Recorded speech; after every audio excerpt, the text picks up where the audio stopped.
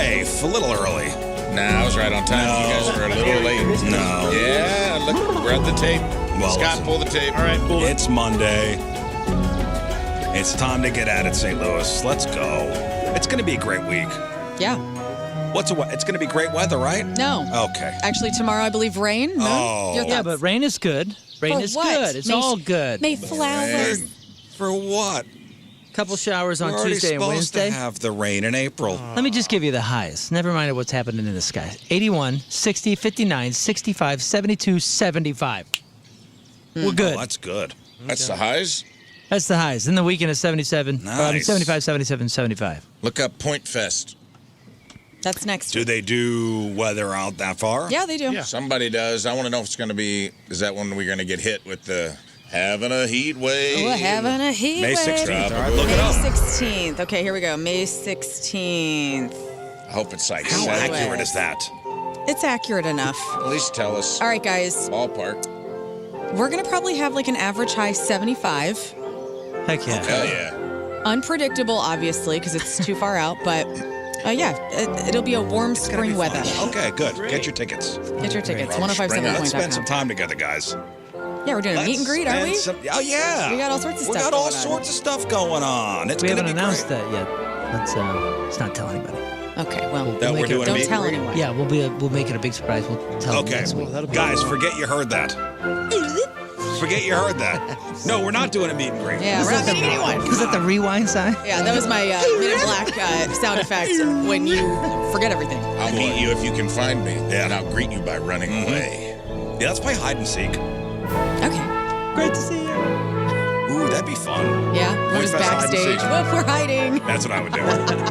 We're I'd just be looking back. Van Halen's dressing room. I would just be in places where you couldn't get to. I'm going to do an unsanctioned Point Fest scavenger hunt, and if you find all of my treasures, I'll come hang You out win. with you for the last two Cute. bands. You win pit tickets. They're deviled I'll eggs. just come hang out with They're you. just You have eggs. to find it's a deviled But egg they're Easter deviled egg. eggs, yeah. They're not Out shelled. in the hot. They're not shelled or dyed. And you got to eat them and fart, and that's how we know you won. I'm going to hide 69 deviled eggs somewhere. Tomorrow. You're going to go up there tomorrow. Oh. Somewhere on the amphitheater grounds. And if you find them all, I will come crowd surf with you for the last, Feel the dreams. Wow. during the most inappropriate stage song, like the slowest one. It's been a while It's been a while. Like Fade. large since Ray band has trying to crowd surf. surfed across all Point Fest. And it's been a man. while. This song seems That inappropriate. sounds fun. What a weekend, huh, guys? What a country, How's this fat guy surfing? It's me, Aaron Lewis. Get him out of here. Oh, yes, I heard of the deviled egg scavenger hunt. Yes, and we're going to spell out Aaron Lewis and deviled eggs and take a picture from a drone. It's going to be awesome. Cool. What a weekend, huh, guys? Yeah. We did a lot.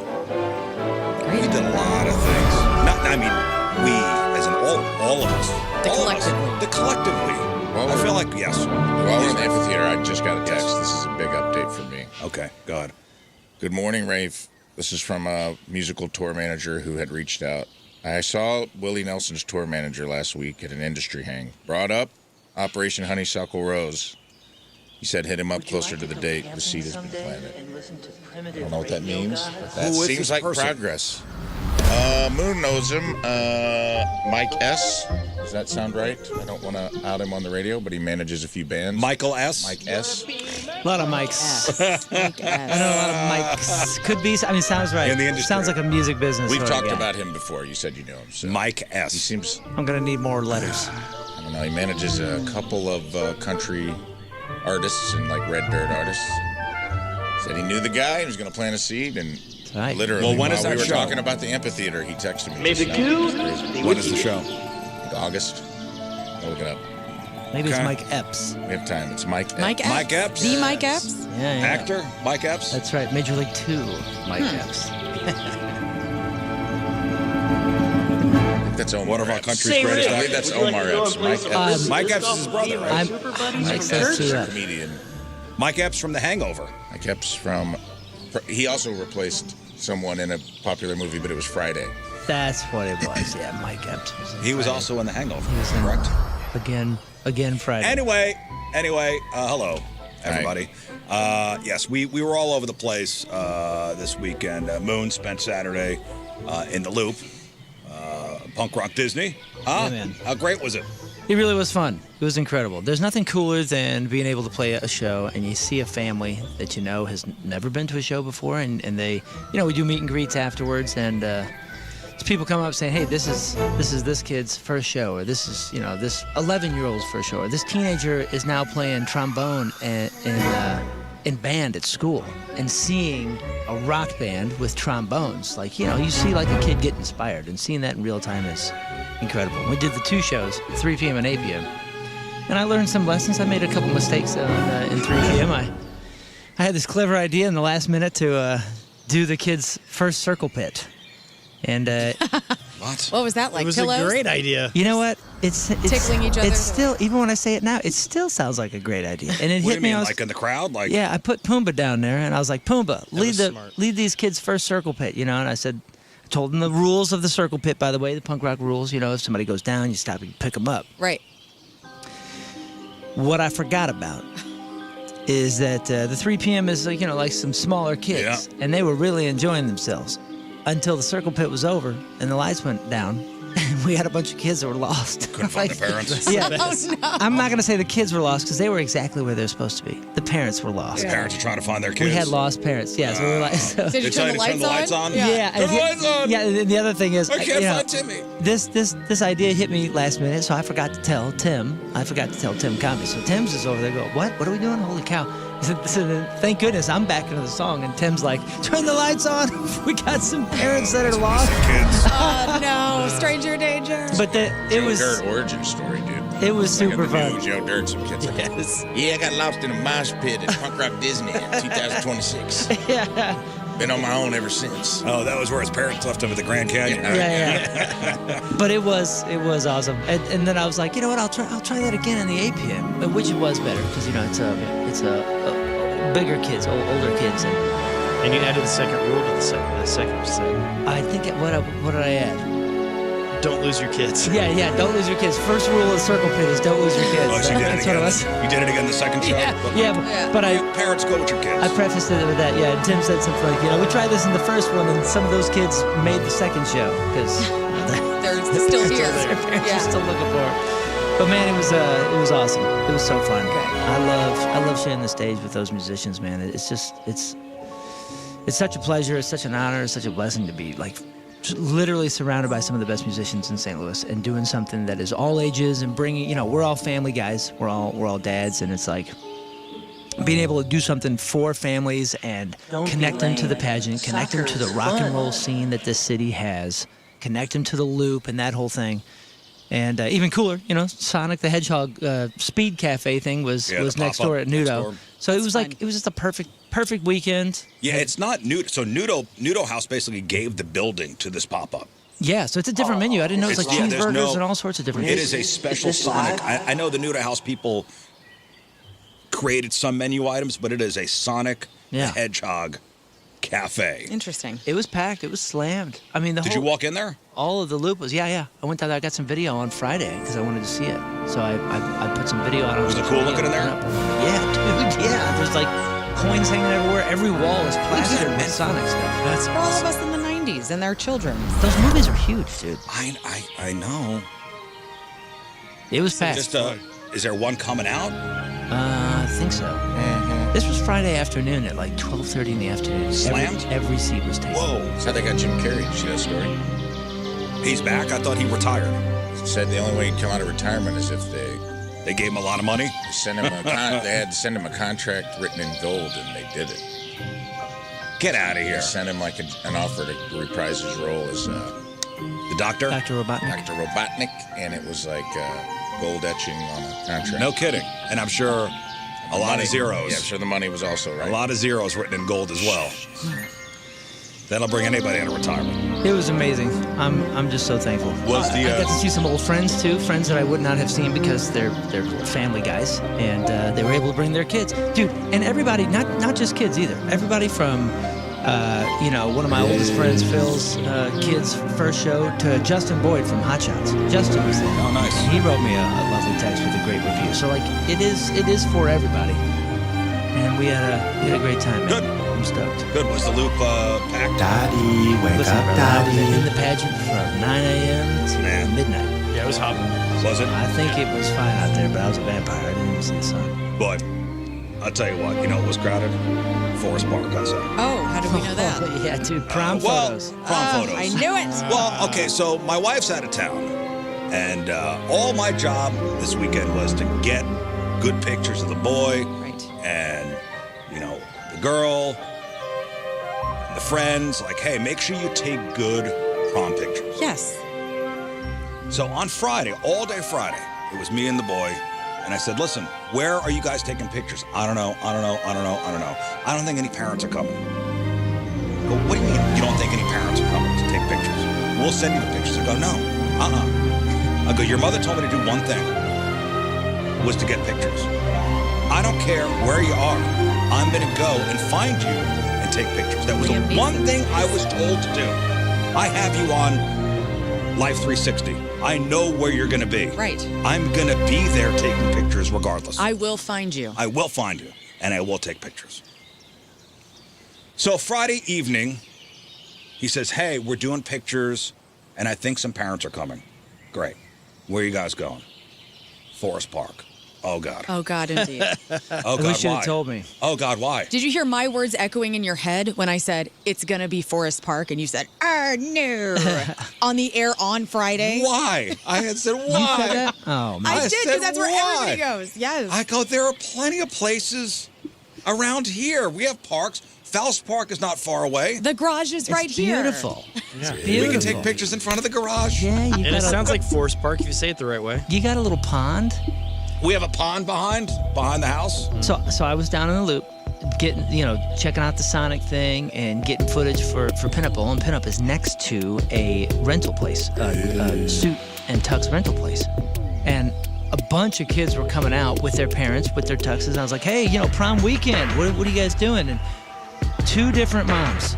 Well, I said, where are you guys taking pictures? And the kid goes, Shaw Park. And I go, oh, no, not Forest Park. And one of the moms goes, hell no. Yeah, we're not stupid. She goes, Forest Park is where everybody. the idiots go. Yeah. And the other one was like, no, dude, we're doing Shaw Park. Nobody does So I Forest said, Park. 'Cause okay, everyone okay. does Forest Park. I go, who came up with this Forest Park thing? Well, it was somebody else. Okay, fine. Yeah, it's always. So he goes off at 4 o'clock to go. He's going to go pick up his girl. They're all going to get chained. They're getting chained. They're all going to go together. Can I see a photo of him? Yeah, I have it on my phone. I'll show you. I got 4,000 I'm pictures. excited. I got 4,000 pictures. He goes, we're going to be at the art museum at 5:30. The art museum. Great. Okay. Have they ever been to that? I mean, it's outside the art museum. Right. Not inside, it's outside. Okay. What time do you think I should leave? I don't know. Thank God I left an hour early. So I put it in Waze, art museum. Okay, 35 minutes from my house, 35, 40 minutes. And then as I'm getting there, Waze will update if there's traffic. Yeah. So it went from 35 minutes to an hour. Prom traffic? Merry And it took Christmas, me 45 Rizz. minutes to get into the park. And it took me some back way because every road into Forest Park on Saturday around 5 o'clock was jammed. Did you see any limos?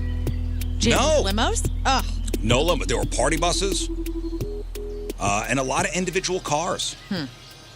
So I finally found parking. I parked about 4 miles away, hiked up there, and it was thousands of people. Thousands. Everybody with the same damn idea. We're taking pictures at Forest Park. Thousands. There were professional photo shoots. There were lights. There were people taking pictures on cars. There were group photos. There were individual photos. There were parents. Everybody dressed to the nines. All these teenagers, with their tuxes on and their suits on and their gowns on. There were flowers. It was so overwhelming. Right. What did you have on? I had a regular.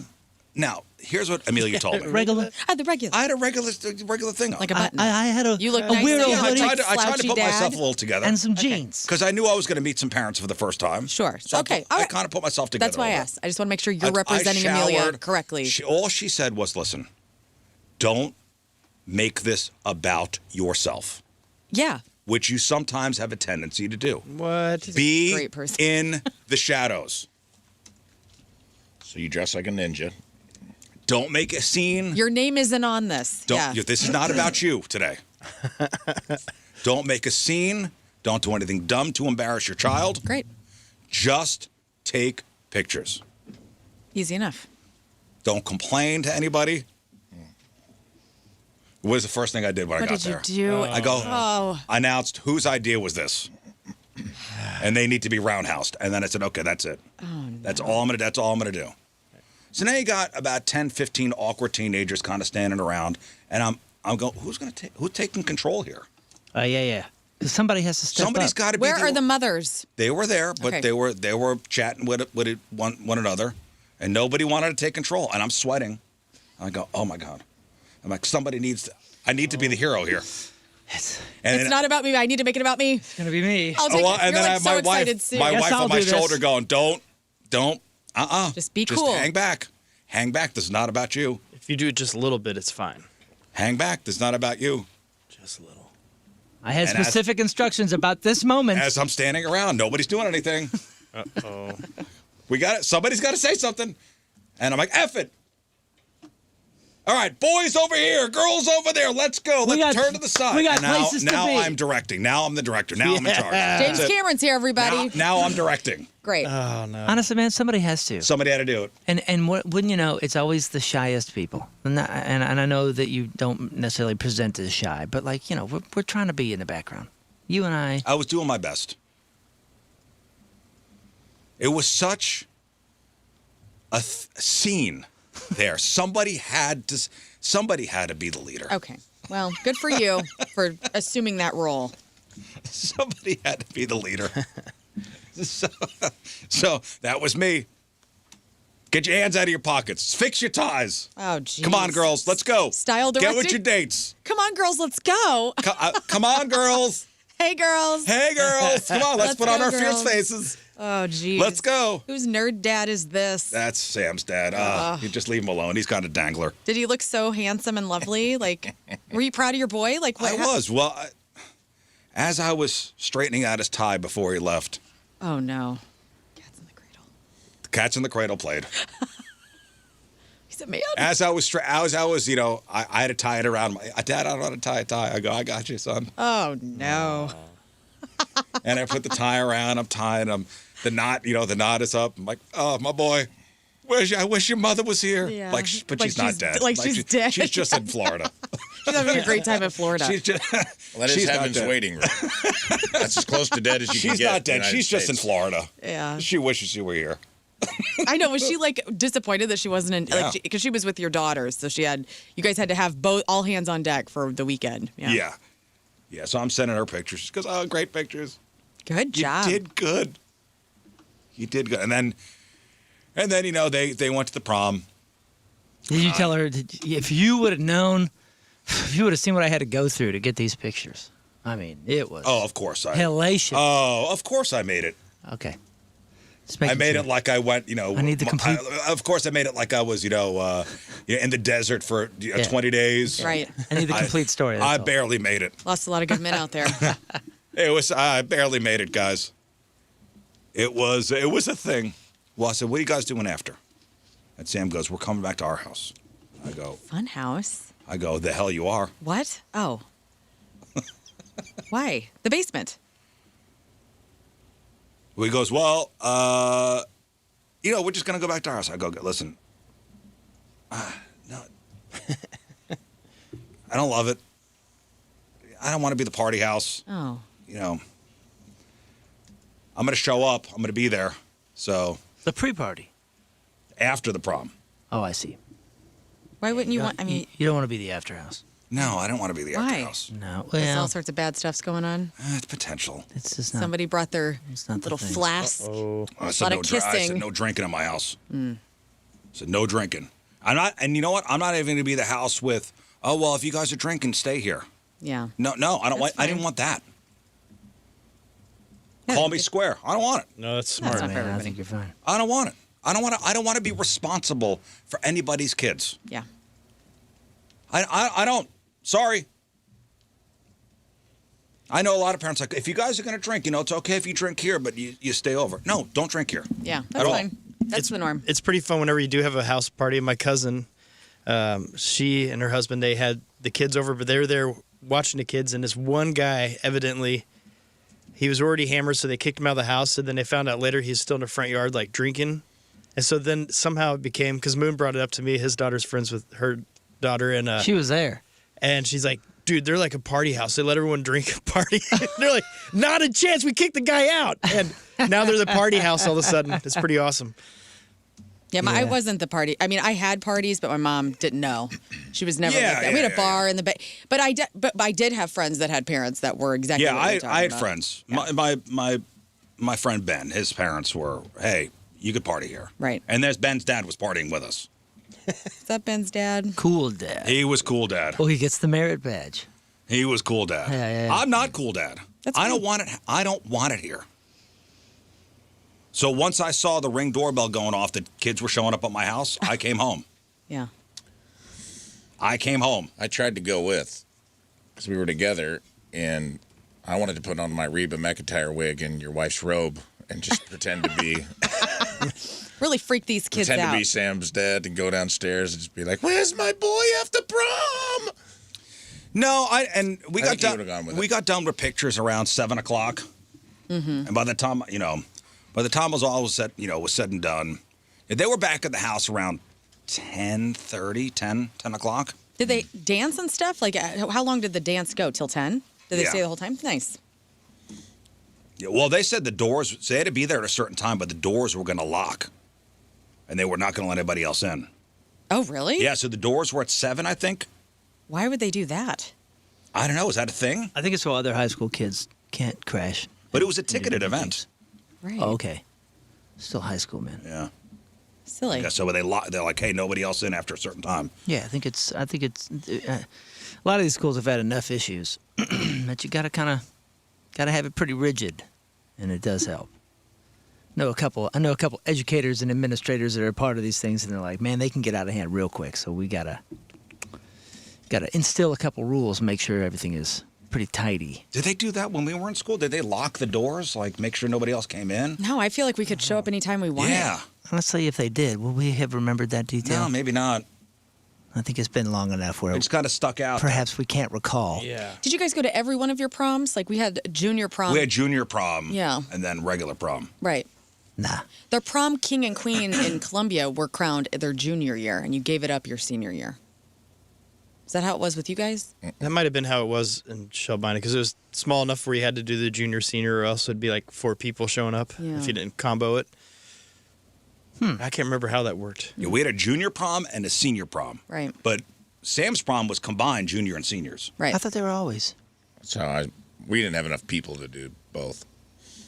It was always like junior. You were automatically invited junior, senior year, and then you had to be asked Yeah, that's how it was.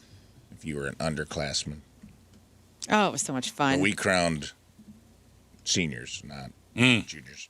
My niece, so I've been like dying for my niece and nephews to go to prom. My nephew graduated, never went to any dances. My niece went this year, and she wore, remember Jennifer Connelly's dress from The Labyrinth? Yeah. She found that on Wow. Etsy and has had it for like a really long time, and she wore this crazy, amazing Labyrinth dress to her prom, and it was so kick-ass. Loved it. Didn't have it. She just went with some friends. It was so cool. Well, so I come home and there's cars lining my street, and I went, oh God. I went, oh God. They're partying without Oh you. God. Cool Dad's here. Oh no. When you came home, were they like cockroaches? Like they all like kind of spread? No, they Okay. were all over the house. They were like everywhere. Wow. This dress? Yeah. Oh my goodness. How cool is that, with the right? puffy sleeves. It's like totally Yeah. 80s. That is so. And she had her hair done up. She looked so cool. I was like, God, I wish I'm her aunt, but I'm like, if I was in high school, I'd be her best friend, Yeah. man. That's so neat. No, they were cool. And then I was like, hey, just, don't destroy the house. So you let them hang? Yeah, I took the dogs and I went upstairs. Come on, dogs. We're not welcome Saturday. here. I said, come on, girls, let's go upstairs. Come on, on, girls, girls. let's go upstairs. That's good. So me and the dogs just hung out in my room. What'd you watch? You watch anything fun? I wound up falling asleep. Well, That's that no happens. I wound up falling asleep by like 11:30. Like an old man. good. Yeah.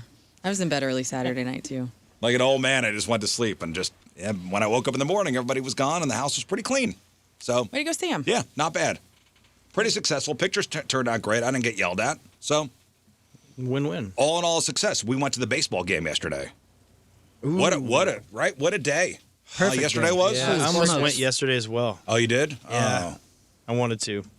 He was just waiting for the invite. He was I like, know. man, I really know. want to go to a ball game. If Rizz only will- somebody was going. Good day for it. I'm sure they'll let me know if they're going. Well, yesterday was one of those postcard days. It's going to be in the 70s. Yeah. The Dodgers are in town. I mean, it's a win-win. It's a fun game no matter what happens. Shohei Ohtani, Oh, yes. a generational player. I said to the boy, I go, let's go. We're going to the game. He goes, okay. Come on, spend some time with your dad. It's nice. So we went down there, had decent seats. Again, gorgeous day. Did you eat a hot dog? Had a bratwurst. Oh. Ate a bratwurst. Nachos and a little helmet? No, Oh. just ate a bratwurst. But of course, the man sitting behind me had to ruin the experience for me. What did he do? Oh my god! Because it was a grandfather and his maybe 4-year-old kid. Okay. And this was the grandfather that had to explain everything. It's his first baseball heaven game. forbid. Okay, Tom, but he's talked like this the entire time. Go ahead. Okay, Tommy, it's time for the Cardinals to hit the ball. Oh no! He's a child. I know. Maybe the kid was blind. Yeah. No, he wasn't. Maybe he needed Papa to narrate. Did No. you see him? Was he a blind child? He was not a blind child. How do you know? Because I turned around. I don't know. You Did you throw turned anything at him? around You're supposed to I throw turned something around. at him to see. every time he is explaining like, Well, and that's because I an shot RBI. Grandpa a look like enough of this. Like enough. Enough, Gramps. You don't have to explain everything to little Tommy. Clearly, little Tommy doesn't care. They're trying to bond.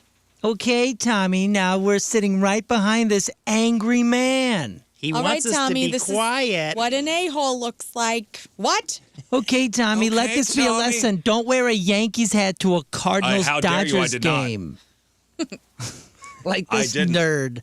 I wore this hat. It says St. Louis on it. STL. Oh, tight. Yeah, Right? Yeah, you've been to St. Louis. Yeah, All it right. said tight. STL on it.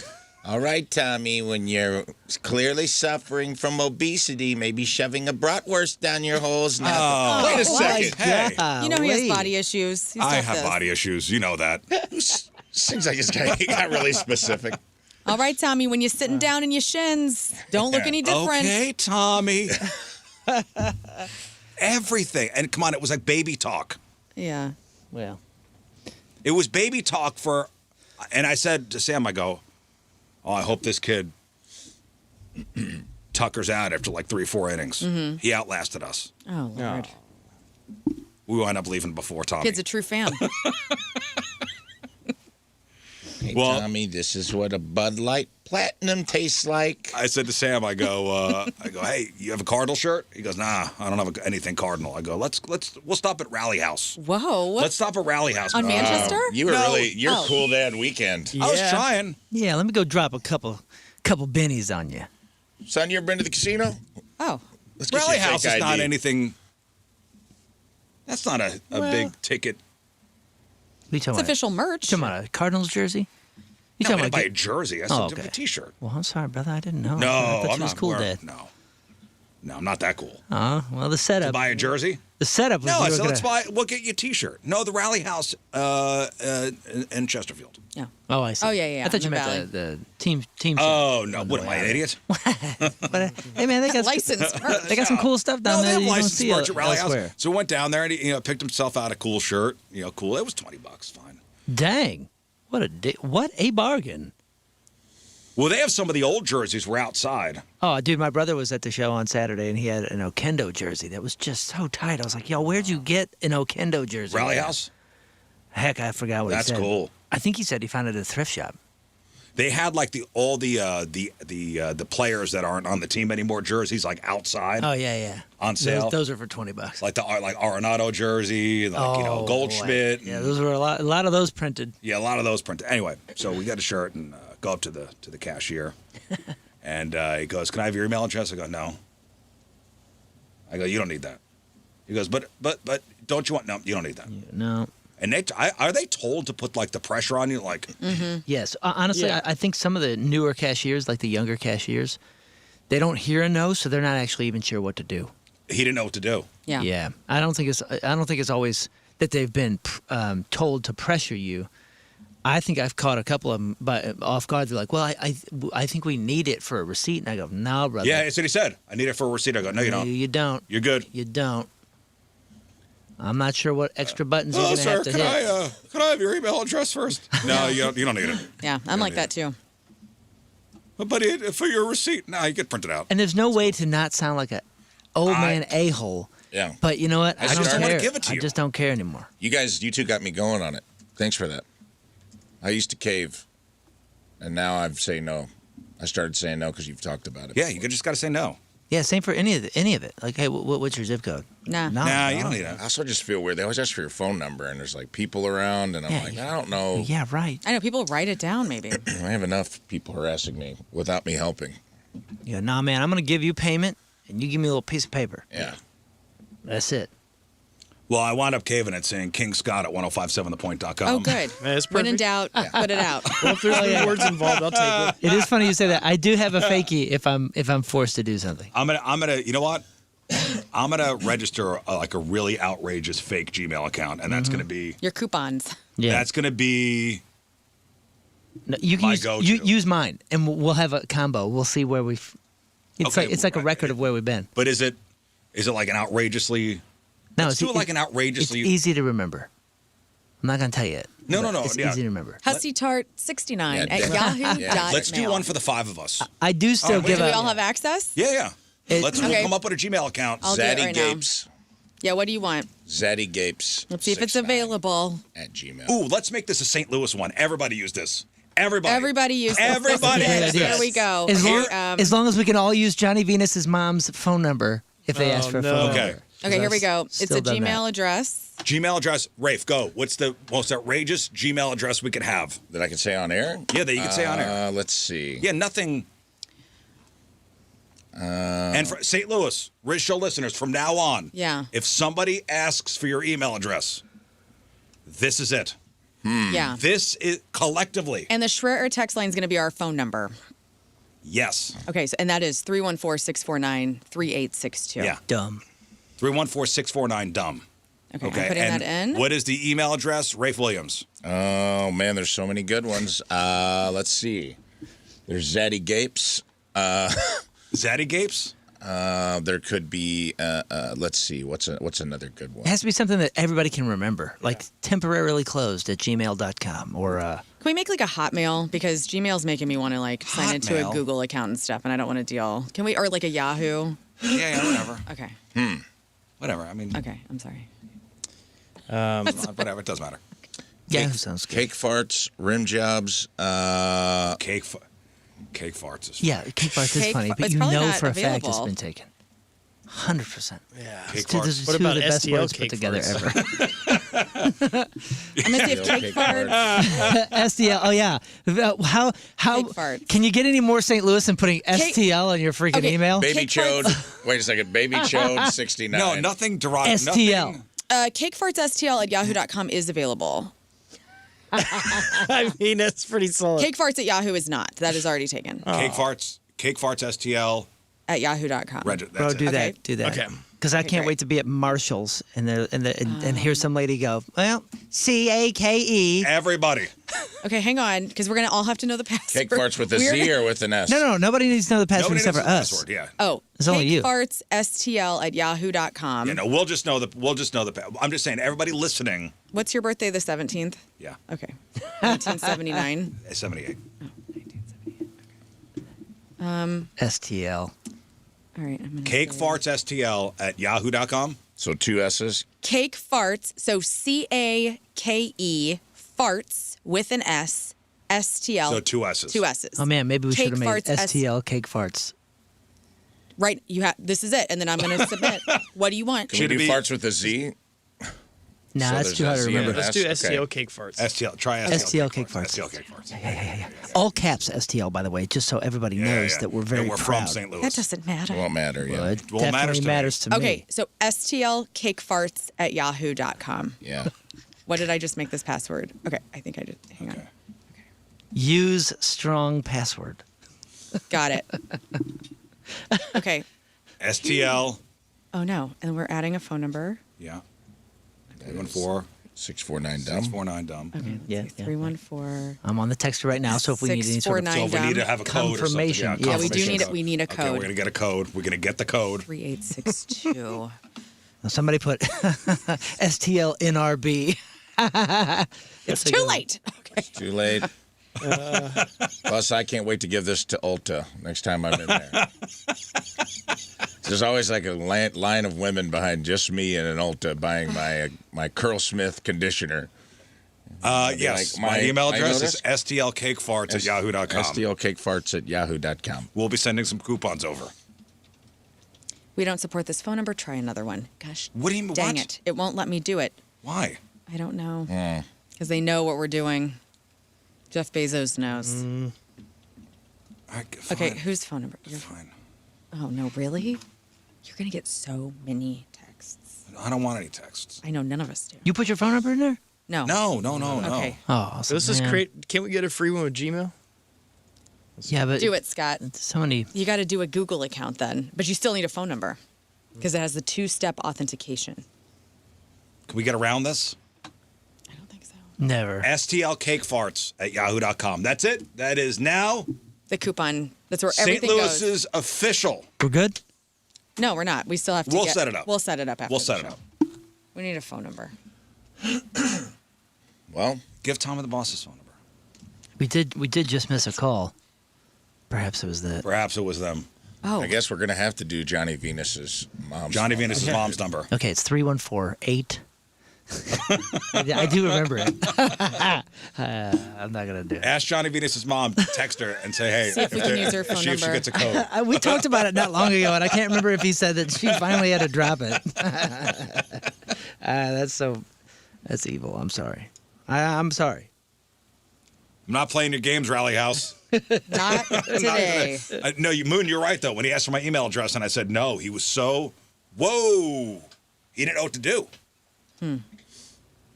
He didn't know what to do. No, sir, nobody's ever said no before. I need to call a manager over with a key. It was fun. We had fun at the game. I tell you what, Scott, I would say a little more than a third of the fans there were Dodger fans. Wow. There were so many Dodger fans there. Really? Well, Shohei Ohtani. I mean, that's the best guy ever to do this. Possibly, a generational player, yeah. I mean, when the Dodgers did something good, the place erupted. Yeah. That's pretty wild. There was a lot of blue hats and blue jerseys there yesterday. That would have never happened 10 years ago. Well, Never be outnumbered in your own stadium in St. Louis. I guess the Dodgers, yeah. yeah. No way, dude. Even the Dodgers? Even the Dodgers, no way. Not even the Cubs. Well, the Cubs. That's a is short always, drive, and there would be that would be the most populated, but it would still be wildly. You never hear big eruptions in Busch Stadium. Yeah, there were big eruptions For the away when team. Dodger fans did stuff. When the Dodgers did stuff, and there were a lot of Dodger fans yelling and screaming. Although walking through the concourse, why do you go to a game and you wear a different jersey? I hate it. What do you mean? Like why would you wear a Colorado Rockies jersey? Because you're a Colorado Rockies fan. Well, Yeah, but you're have not to. at one of the games. But you're at a baseball game, and you're showing that you're don't not like here it. for the Cards. You're a Rockies fan here for baseball. It's dumb. Like my mom went to Yankee Stadium. She was in New York this weekend doing the biking through the boroughs, and they went to a Yankees game. And my mom wore Yankee stuff. Good. She's just like leaned completely in. You should. You go to Yankee Stadium, you wear Yankee Yeah. stuff, or Be from neutral. or be neutral. You can just dress neutral. Well, that's what a Rockies jersey is at a Dodgers It's Cardinals weird, and game. there were Cubs. I saw a couple Cubs hats and jerseys, Well, because they're from Chicago and they like but the they're Cubs. not at a Cubs game. They're just trying to enjoy baseball. Stop telling people what they can and can't wear. It's so anti-punk rock. It sucks. Whoa. I mean, It's so anti-punk rock that it is punk rock. No, brother. It's gone around. No. We're back where we started. It's gone around. Nah. I hate it. I hate it. Yes, I do too. When No, people wear I don't jerseys. hate that. No, brother, you wear what you want.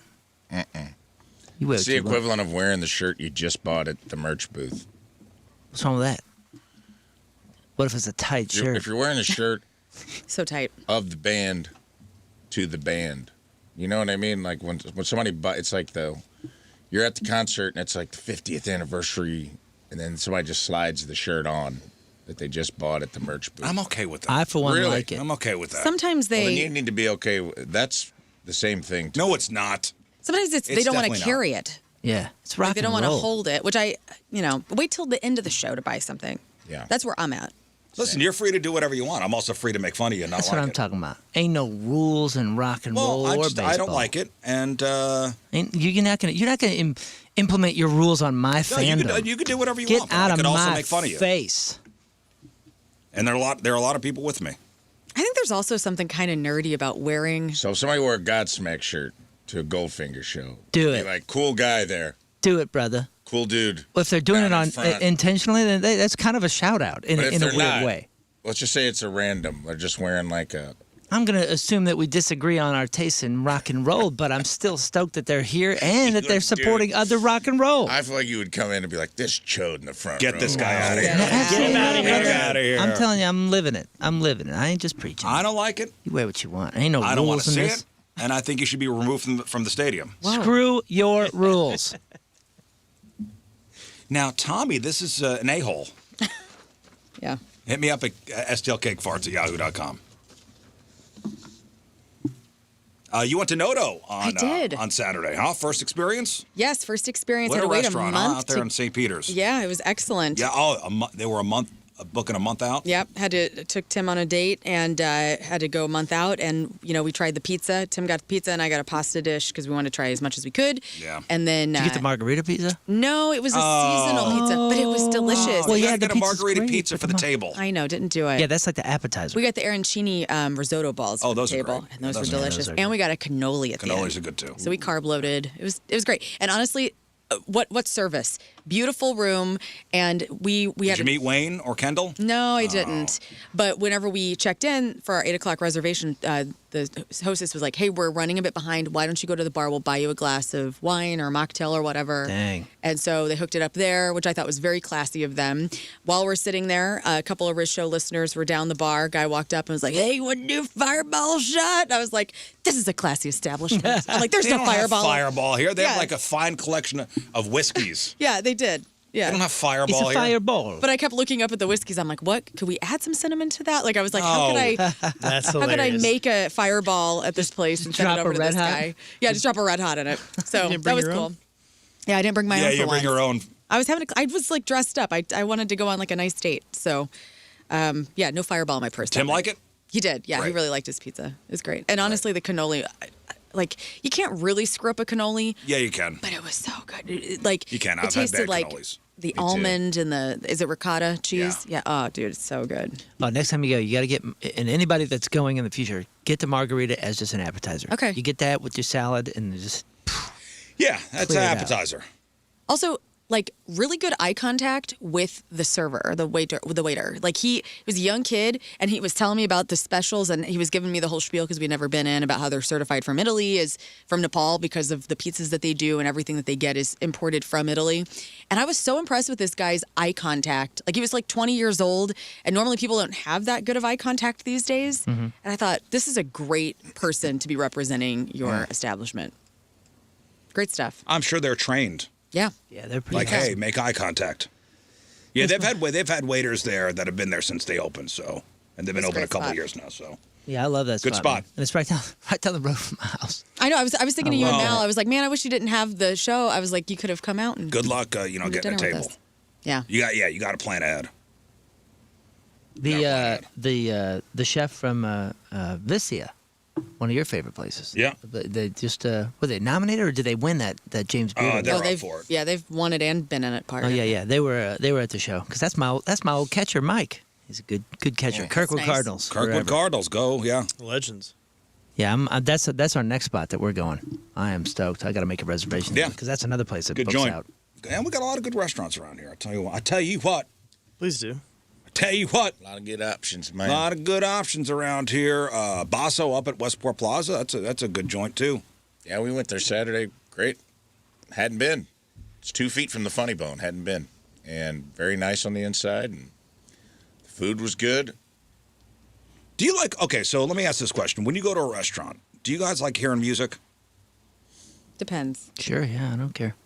I don't really pay attention to it all that much. But if it's there, I want it to be pleasant music. Yeah, Like 9 Inch Nails. Yeah. I guess it depends. Boys It depends on the restaurant. Noto's quiet, right? Yeah. Yeah, it was quiet. I don't even remember if I heard music. I'd heard a lot of people there, so I just heard talking. I will say this. Last week I went to Tony's in Alton. And it's like a steakhouse. It's like a fine dining steakhouse. It was very, very good. But they were playing, we sat in like the little bar area. And they were playing like, as soon as I sat down, dude, Seeger came on.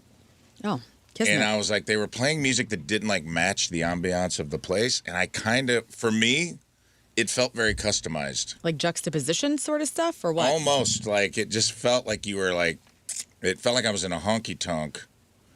Somebody was just manning the jukebox. But I was having like these very great steak medallions that were from like an old-time recipe. And it kind of threw me off a little bit. Interesting. But I liked it. But I could see if you went there, a lot of other people were probably like, what the hell's going on with this music? Right. I loved it. Yeah, it depends on the joint, I guess. I'll tell you what, we have officially aged into the playlist. And what I mean by that is any of these places that are playing anything, who are they catering to?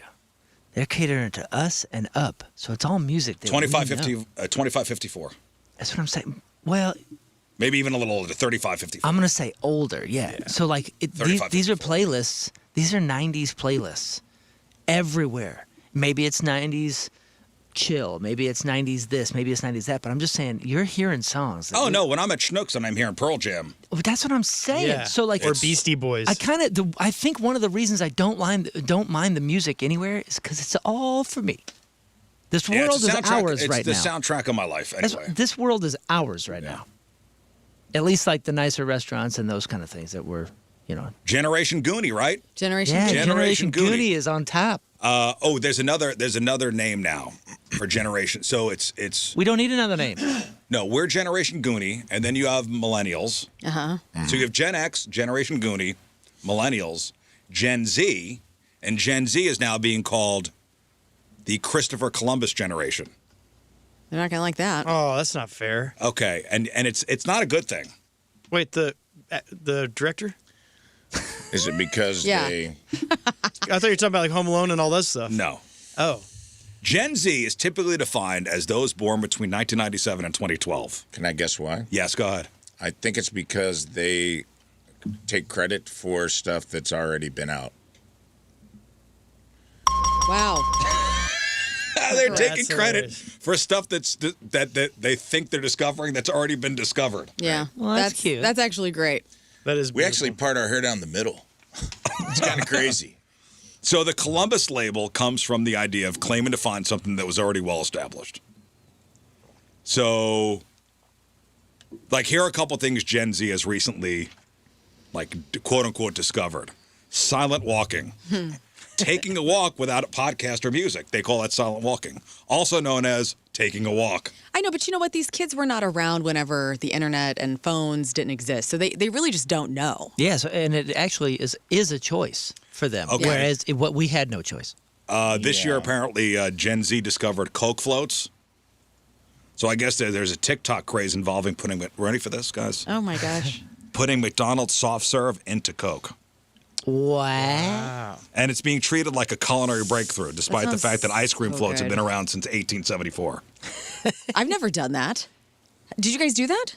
I never Yeah. did a Coke float. Yeah, I would use Ever. root beer or something. Yeah, it was always root beer. or Well, Dr. root beer Pepper. floats, yes, but I've Coke never done a float? Coke Oh, float what? before. Yeah. At McDonald's specifically. Dr. Pepper. Quiet quitting, doing the bare minimum at work to avoid, burnout. They call that quiet quitting. We just call that being a slacker. Yeah, It's not new. You're just putting a different label on something that's already been discovered. Marty McFly's been doing that since 1985. It's not just about activity, it's about culture, too. Recently, the internet went into a tailspin when some Gen Z fans at Coachella genuinely asked, who is Madonna? After she performed with Sabrina Carpenter.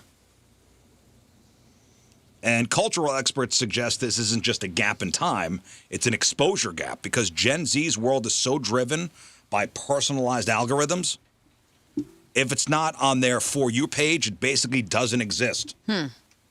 Or it doesn't exist until it lands there. Right, exactly. We have like a Gen Z listener that tries to like email us all the time, and they're wrong literally about everything they say.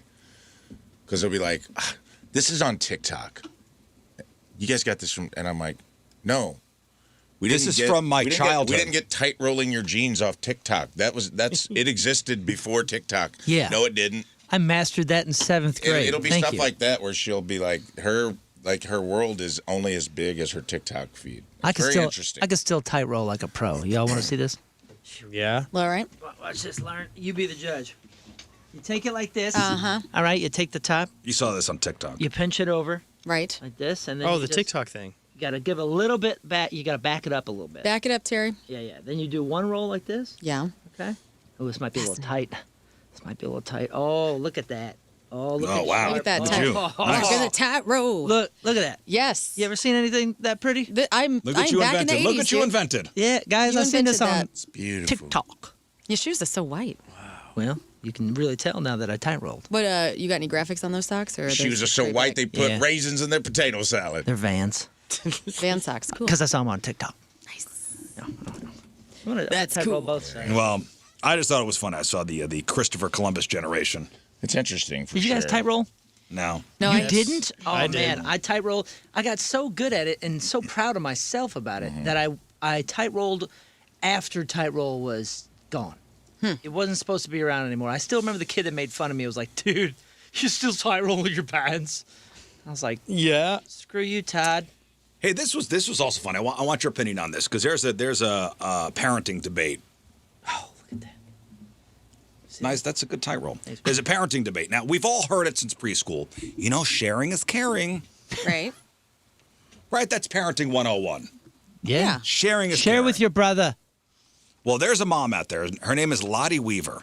And she's shaking things up a little bit with a viral video where she flat out admits she doesn't make her kids share. Sounds like that's a-hole in training. So- Like, literally, that whole thing, and I'm not a parent, but as a former child, like, that is the foundation of a society. You're going to have to share in a society. She brings up a decent point here. Okay, can't wait for this. Oh, well, no. Okay, well, listen. In the video, she says that if her daughters are at a park or in a public play area with their own scooters and bubbles or snacks, they aren't under any obligation to hand them over to other kids. What about in preschool? What about at recess or in a classroom? She broke her logic down this way. Three pretty blunt reasons. Number one, you should have brought your own crap. Number two, it's their toy. They don't got to share with you. And number three, you don't have to do something just because somebody asks. Now, it's a third point that she feels most strongly about, especially raising girls. She argues that, teaching kids they have to say yes just because somebody asks for something can be a slippery slope. Okay. But if you see your kids and they're little, and another little kid comes up and is like, "Oh my goodness, I love that Barbie. Do you mind if I play with that Barbie for like a second, or can I see that Barbie?" Yeah, but I'm playing with it now, and I don't want to share with you. Now, she's not anti-sharing. She's anti-forced sharing. If her kids want to share, yeah, all for it. But the second they want the toy back, she's stepping in to bring it back. All right. Okay. She also noted that playdate etiquette is different. If you're a guest in the home, the girls are expected to be hospitable. But in public, it's every kid for themselves. I'm cool with that. I like that, like, she's letting the little one make a choice. She's not saying don't share anything. She's just saying, like, if you want to share, that's great, but you don't have to. Okay, I bring my bike to the playground, and some kid who didn't bring his bike comes and says, "Hey, could I share your bike?" Mm-hmm. No, man, why do I got to share my bike? Yeah. How does that work in the reverse? Then she's also training her kids to not ever ask for things like, "Hey, oh my gosh, that's such a cool doll. Like, can I see that doll?" Like, what's the flip side of it? Like, how does she deal with that? Because then her kids are not going to have very many cool experiences if she's kind of setting this precedent of, like, Well, if you somebody can't wants to your share stuff. with you, then they'll share with you. But they're never going to ask because they're going to never have that experience. No, again, she's not anti-sharing. Yeah, it's a little. It's a little black and white for me. Here she is. Here, listen to her. Okay. I never, ever will make my kids share their stuff that they brought with another child. Number one, you should have brought your own. Number two, that's their toy. They don't have to share with you. Number three, you don't have to do something just because somebody asks. I think especially for women, that is, like, really important to learn. Now, if my kids want to share, Yeah, sure. Go along for it. Now, if you're coming over to our house to play for a play date, that's very different, right? Because we're welcoming them into our space, okay? But if we're out and about, my kid doesn't want to share her doll with your kid, she doesn't have to. I feel like she's like trying to teach a teenager something. It's a weird thing to brag on. At 5 or 6 years old. It's a weird. I find it just a weird thing to brag about. Yeah, I mean, like, first of all these lessons, they kind of shift every year and a half anyway because the kid is, understanding more or there's different lessons. I feel like she's kind of crossing a little bit of wires with autonomy and all these different things with just like what you want to do. I don't know. You do you, brother. I don't know. I hope your daughter turns out here's fine. maybe a good way to put it. She's teaching her kids not to expect anything from anybody. Good luck. But see, that's like, oh, you think you're going to just do this all by yourself? Like, it takes the community. Like, every one of us, maybe you're not like sharing everything you have, but everything that you do have, like, I don't know. That's crazy to me. It's not for me. I don't know. Her tone quickly got me off of her side. Yeah, and Hearing her say it versus you reading it hit me differently. She just kind of had like I don't know, there was something about her tone that it didn't feel genuine. It felt like, you don't have to do this. I don't care about your kids. Well, again, Like the virtue internet. signaling? I think you could take a little bit. Yeah, I had a girl do that to I me think you one could time. take a little bit from every side Well, here. for sure. I You found don't. Go ahead, Ray. No, you go ahead. I was gonna say, like, growing up with like cousins that are around my age, and I was the youngest. They were conditioned like to like involve me with things, and I wasn't. I was annoying to them. But man, if they would have been terrible, like I would have ended up so different. Like I would have hated them. Like you're not going to share anything, and then I would share my stuff, and then it kind of becomes this like solitary a-hole. Okay, so just behavior. reading some of the comments here. There are critics. I'm so sad as a teacher that this is literally the foundation of learning. Yeah. I want my kids to be remembered as the sweet ones who were kind to others. Oof, if I tell my kids, don't bring your toys if you're not willing to share it. And people are like, well, she's right. I'm a nanny, and I 1,000% agree with you. If it's not your toy, they're allowed to play with their own toy that they brought. It's not even about sharing things. It's like kindness is at the core of it. It's not even about what you have and what you don't have. It's like, and what you want to share and what you don't want to share. It's literally just kindness and being understanding. Okay, I'm in the middle. So I'm in the kindness is a big part of it, and I'm also in the boundaries are healthy part of it too. Yeah, but where are we going that we're taking toys? And aren't we going places so we can socialize? Like I mean, that's park, the point. right? And don't Yeah, you yeah. kids to play? Or Don't you want beach. them to play with other people? That's what I'm saying. So like, I always kinda say weird. the park's on fire. There's also, Because if you go to the beach, you have to share. Like that's part of the fun. there's also a high assumption of equality happening. That like there were kids at my school, they don't have the things. You know what I mean? Like you're assuming everyone is doing as well as you're Sucks your parents are poor, huh? but I'm teaching my kids that if they don't want to help you, they don't have to.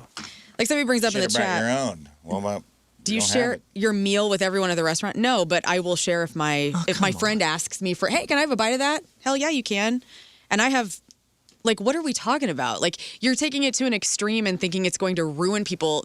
You're the problem. I'm just going to say it. Like, you're actually the problem here because you're taking it to such an extreme where honestly it's just like societal kindness. Nobody does this crap alone. Yeah. Like, if you think that you're like I did everything for myself, you are delusional. No, well, you got to teach your kids to be nice to other people. Well, but yeah. at the same time, it's okay to say no if you don't want to share. Sure. I'm 1,000% on board for boundaries and saying no. Well, and that I think just the way she says it kind of comes off as pretty smug. For sure. I think the message is the message is okay. It just she comes off like There's no nuance. a weird. Yeah, you gotta have nuance. It's like a weird brag. I don't know. Interesting parenting It's the same thing debate, with like, though. I mean, people get like weird about, and I'm all for this. Like, you don't have to hug everyone. Like little kids, I love that rule. When parents started talking about that, like we're not going to force you to hug Uncle Dave or whatever. I love that. Uncle Dave. Too long. And so, His hugs are a bit too long. and that made me realize I'm like, oh yeah, like kids don't have to. You don't have to invade their space like to hug them or whatever. And I always. I agree. As just All a right, so let side me- person so- in everybody's but life, I'm sometimes always it's like, just if they hug being me, a- that's cool, whatever. Right, but sometimes it's just being a kid. Like sometimes we try to put adult things on really small kids, and that annoys me because I was telling told a story on stage about my own granddaughter where I was like, she was like 2.5, and I was like, they're just girls are more emotionally mature. Like she came into the living room and I said, "Peepaw loves you," and she goes, no, and walked out. And I go, just destroyed me emotionally. And she walks back in 5 minutes later and is like, I've switched my mind, people. I love you as well. Oh. Right. And I was like, she already owns me. And then a woman after the show was like, actually, do you ever think about it that maybe she's just learning that a woman's not in charge of a man's emotions? Oh, God. And I go, God, she's yeah, maybe, lady, or maybe she's 2.5 years old. Like, maybe that lesson's down the road a little bit. Maybe she's just a toddler who owned me for a second. And it didn't matter that she was a girl and I was a guy, and I'm just her grandpa. And it's like, let's not look too much into this. Yeah, sometimes I think people are like dying to impart some sort of really adult lesson on really small kids when there's a better lesson to be learned in that moment, which is like to share or to like Mr. Rogers. You never saw an episode of Mr. Rogers where he's like, if the poor kid didn't bring a toy, that's not your fault. That's not your problem. Say it with me, kids. Well, okay, so is it okay to tell your kids they don't have to share? Are lazy. Is it okay to tell your kids they don't have to share? Whatever, you do whatever you want, man. I'm done with it. I'm done with it. I don't think it's going to end well. I mean, you can try it. It's an experiment. But one day your kid is going to want something that somebody else has, and if they've been set up believing that they don't have to share anything. Steal it. Yeah. Oh, crime, life of crime. Yes. Then you Prepare teach for them a how life to of crime. steal it. It's actually a good Yes. Yeah, he doesn't have to share, and just take it. And you don't have to not pop him in the face. Yes. Yes, these are the good lessons. That's right. That's the thing. Like the guy, whoever emailed in was like, if you're at a restaurant, would you share your food? Well, if I was sitting there with a friend and they were like, oh, I can't, I'm just going to hang out. I had this happen in high school. I'd have friends that would we'd go to McDonald's and sometimes I was that friend. Like I didn't have the money for like a cheeseburger or whatever. And they were 79 cents. And a buddy might have bought me one. And I appreciated that. Right. And I would, in the right circumstances, I would share my food. Or but he's doing it out of the kindness of his heart, not forced to do it. Right. But I'm saying yes. But you don't go to a restaurant and pay when you're 3. How about also no? I don't want to share my pizza with you. Yeah, you could do that too. You know what, Rafe? I only have 3. I have 3 meatballs here. You need all 3? I want all 3. That's fine. Don't force me to give you one. All right. Well, when I have my meatballs, you can't have any either. Fine. Oh, really? You're really hungry. You're hangry, in fact. I've never even had a meatball before. That's fine. You get your own meatballs. Tell me, describe to me Get your own meatballs. Like. Tell me what it tastes like. That's the difficulty of parenting, is that you have to put in the work to teach the kid the gray area. You can't just be black and white with this. I know. And if you don't want to do the work, then fine. Just keep with your black and white rules. Because that's the difficulty, is you have to teach them how to assess these scenarios. Hey, Moon, why you got to bring race into this? What? What? Oh, Lord. You did, Mr. Meatball. Yeah. All right, listen. Let's take a break. Daddy, Italians are greedy. No. He wouldn't get me his meatball. All right, Team Rizz Remember the Day is brought to us by Hot Shot Sports Bar and Grill. Score their famous tacos for only $1 each after the card. Score 8 or more runs all season long at Hot Shot Sports Bar and Grill. Go to the details at hotshotsnet.com. From St. Louis, Tim Shaw is our team. Mr. Shaw. Got a park named after him. Tim Shaw listens to the show on the radio or watches the YouTube stream daily. As part of his routine, loves the first hour, everybody talking and catching up on what's going on each day. Love all the games and the ridiculous lists we find. Tim enjoys golfing, binge watching old TV shows, and all types of comedy. All right, Tim Shaw is our Team Rizz Remember the Day. Get super sweet Team Rizz Remember the Day soccer jersey. Get yourself signed up 1057thepoint.com/Team Rizz. All right, so after the break, we got crap on celebrities. Also, some medical news. The bathroom break that erased a decade. Oh, no. Oh, just wait. I don't know if this is true or not. I read this. But also, bless you, why your sneeze might be more metal than you think. Oh. All right, learn what he got. We have an update on that turnstile case. Olivia Wilde wants you to know that she is not dead. Nick Cannon's got some parenting tips for you. And may the 4th be with you. Some lists about Star Wars to get all your nerd hearts all revved up. It is May 4th. Yes, may the 4th be with you. We got that. We got your crappy birthdays to porno birthday, all that morning. Crap on celebrities. Stay there. All right, welcome back to the program. Phone number 314-624-3833 or 618-398-3833. The Schreier Air text line, 314-649-DUMB. The Bud Light Studio Cams, 1057thepoint.com/Rizz. The socials at RIZZ Show. Your emails, RizzShow at 1057thepoint.com. Sex Time Fun Facts coming up with a Rafe on relationships. I think today we're going to do a matchup game, a matchup with the crew. Okay. We'll spin the wheel and see who's going to go up against each other. I got some good questions for you guys to answer and some tickets to be given away. We got Point Fest tickets, we got Godsmack tickets, Zombie and Marilyn Manson tickets, and we got Breaking Benjamin tickets to Let's give play away. Matchup with Morons. Yes. Matchup with Morons. It's a great name. Thank you. That's a great name. You know, I speaking of morons, I saw this list. And it seems like Scott would be the perfect one for this game. Not that you're a moron, but... Thank you. So nice. So nice of you. Listen, if you're heading out on a road trip, Scott is the guy to stop and see these quirky attractions, like the oversized novelties. Oh, yes. Yeah. I mean, that's the whole point of a road trip. Is Like, you gotta that's see your the cool your stuff. thing. I want to see You know, the life. like places where they claim to have the world's largest blank. Ball of yarn. Yeah. Yeah. Like the world's largest ketchup bottles where? Collinsville. In Collinsville. Right? That's why I moved here. Incredible. Yes. Right. That's why you moved here. All right. So I'm going to give you the world's largest item, and you tell me where it is. Let's see if you can guess. Okay. Where is the world? And you know what? I'm going to say Scott's going to know some of these. Oh, boy. We'll see here. Where is the world's largest baseball bat located? That is in Louisville, Kentucky. That is correct. Wow, Scott. I mean, Louisville Slugger, I get that. I seen it. Yep. It's pretty awesome. Mm-hmm. It's exciting. Where is the world's largest belt buckle located? It's got to be Texas, right? Let's go That seems like Amarillo. something, that seems like something Tulsa would try to pull off. It's in Abilene. Abilene, Kansas? Abilene, Texas. Oh, Abilene, Texas. Okay. Where is the world's largest functional fire hydrant?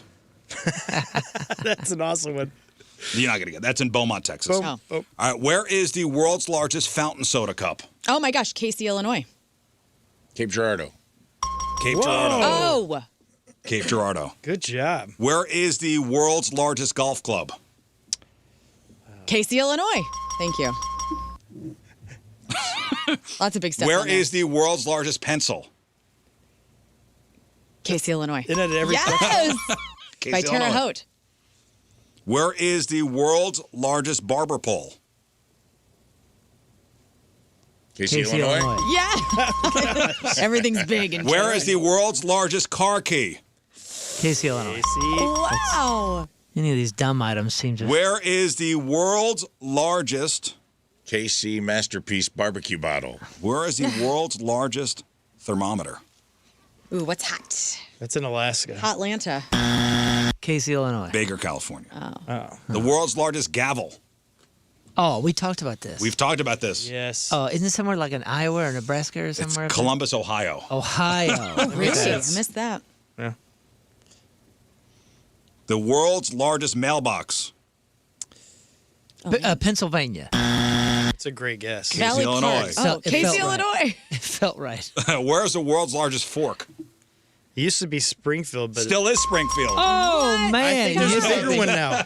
You're Mr. Big Items. I It love is it. Springfield, Illinois. You're Mr. Big. You know, Casey, Illinois has the world's largest barber pole, car key, knitting needles, mailbox, mousetrap, piggy bank, rocking chair, ruler, taco, wind chime, and wooden shoe. Yes, it's where everything is big. And it's like right on the edge of like Illinois and Indiana. It's great. The world's largest rubber stamp is in Cleveland. The world's largest basket is in Newark, Ohio. The world's largest pistachio is in Alamogordo, New Mexico. That's the best one. See, that's worth stopping for, man. Yeah, you're right. Yeah.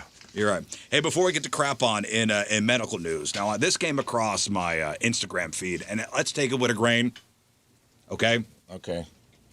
I'm not sure if this is true or not. I kind of want to believe it is. So, believe it or not, pushing yourself too hard took on a terrifyingly literal meaning for a woman in Hong Kong. So, after a particularly intense bout of straining due to severe constipation, she lost 10 years of her life. She got amnesia from pushing too hard. Oh, no. What? Yeah.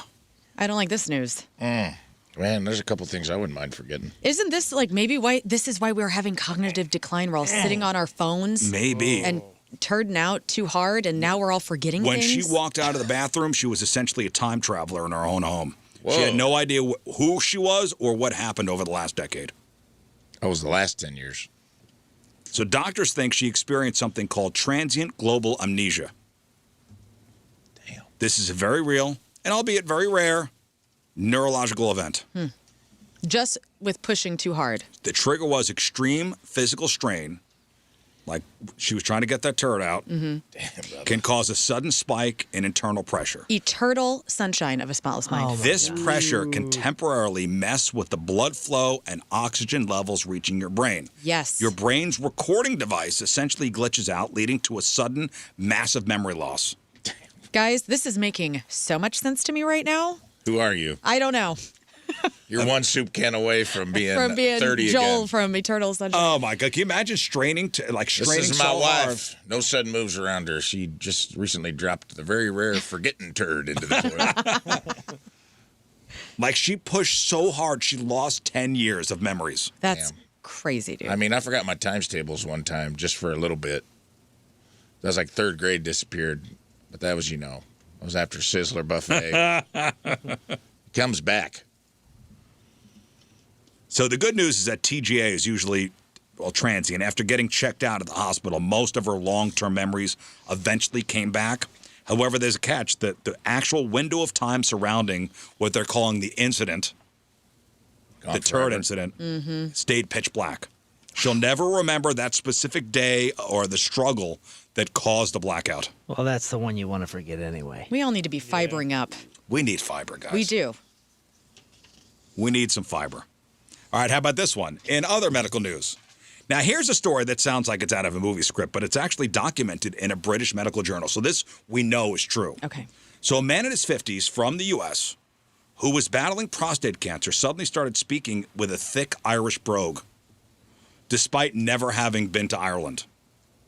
So researchers say the man had no immediate Irish family, has never spoken like that before. It's a super rare condition called foreign accent syndrome. Yeah. And usually people get it after a stroke or a head injury, but this is the first time doctors have ever seen it linked to a specific prostate cancer. And the wildest part is the accent didn't go away. He kept the uncontrollable Irish accent through 20 months of treatment, That's all kind the of- way up until he died. I kind of love it. I mean, it's terrifying because it's neurological, but I love this. Like, could you imagine having an accent? Yeah, but I can imagine it being a little problematic depending on what type of accent you get. Well, sure. Yes, that would be awesome. Yeah. But if it wasn't problematic, If you're a white guy who's got like a Jamaican accent, a Jamaican accent, that could be. you're getting punched a lot. Yes. It'd be a dream. Hey, Chet Hanks. Well, hopefully this guy gets some sort of constipation. He's dead. Oh, He has he passed. died? He's passed. thanks From a the lot. prostate cancer? Yeah. You guys need to get your bungholes checked. Everybody. I just had a. Thanks I a lot, just- brother. I know. I'm just saying it again to I the had my listeners PSA not checked listening out. to us. You don't even need your bunghole checked anymore. I got my Test your PSA blood. numbers Okay. Worries me. like I mean, 2 weeks ago. You can get, if you're into the oil change, you can get it. You're entitled. You don't have to. But got the other numbers. You know, at Mentality, they do the numbers every 5 weeks, Okay. It's good. just in case.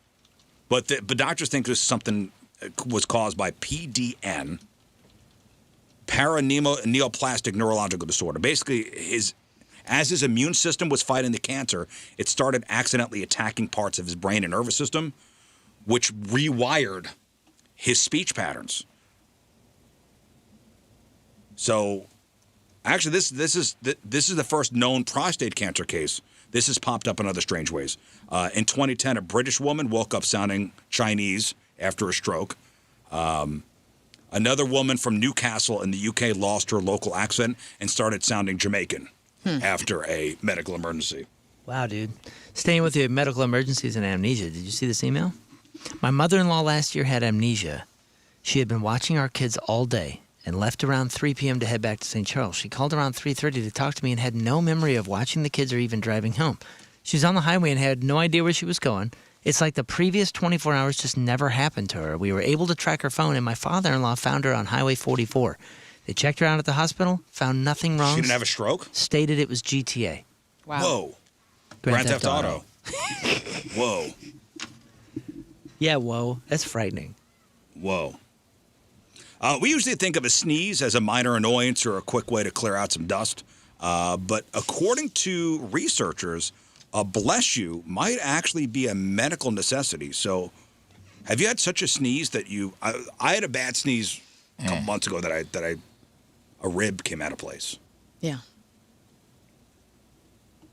Damn. They still feel good for me right now, but that's coming.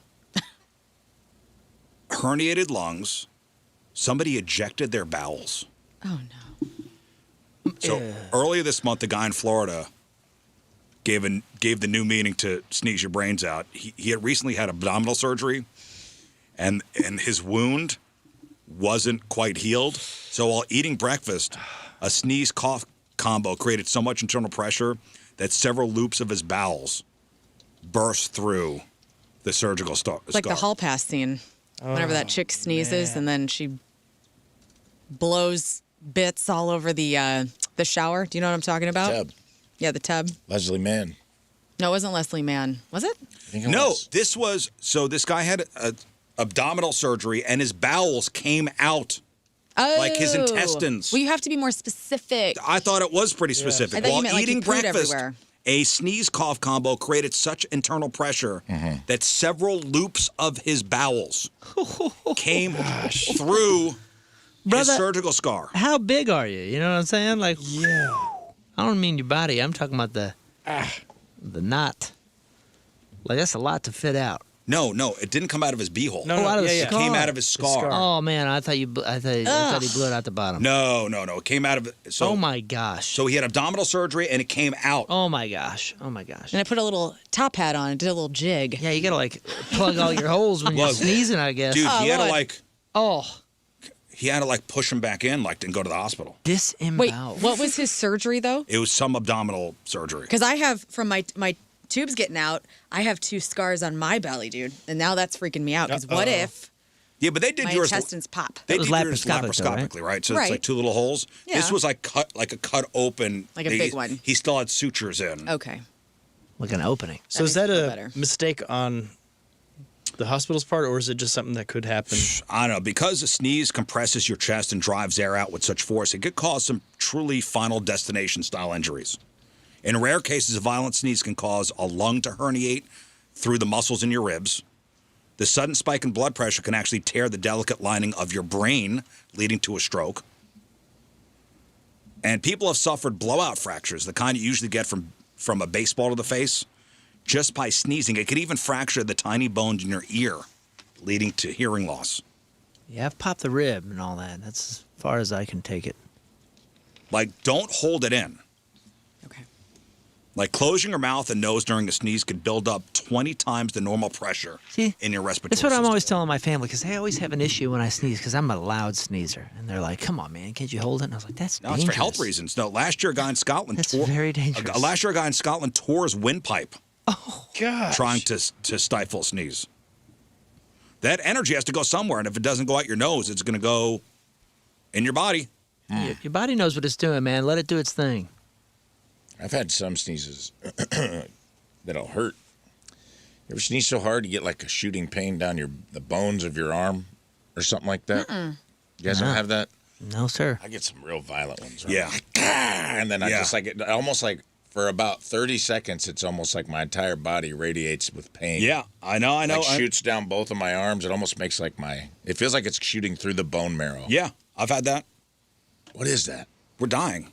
What is that from? I don't know. Because I've had other people say they also have experienced this. It's like I think it's just your muscles get so they contract It's so like violently. here, right? Yeah. The start of your neck? Yeah, it starts at your neck, goes down my dude, I know. shoulder, and it goes Anybody all, else? all the way through my hands. And I'll be like, I don't think I have that. it hurt for like a second. Former labor and delivery nurse said this is why we tell you to grab a pillow when you sneeze or cough after surgery. Oh, yeah. Supposed to hold it, Hold it together. hold it down just so you don't. Okay, so Blow is this an out your urban myth or innards. not? If you sneeze with your eyes open, You'll die. You die. can your eyes pop out? Yes. No, You get can't do outta it. It's here. impossible to do. Get out of here. You can't sneeze with your eyes open. Sure you can. I can do it. You can sneeze with your eyes open? That's why you got those glasses on now, dude. Just give me a to while. keep 'em in Just give me a place. while. Kept doing it.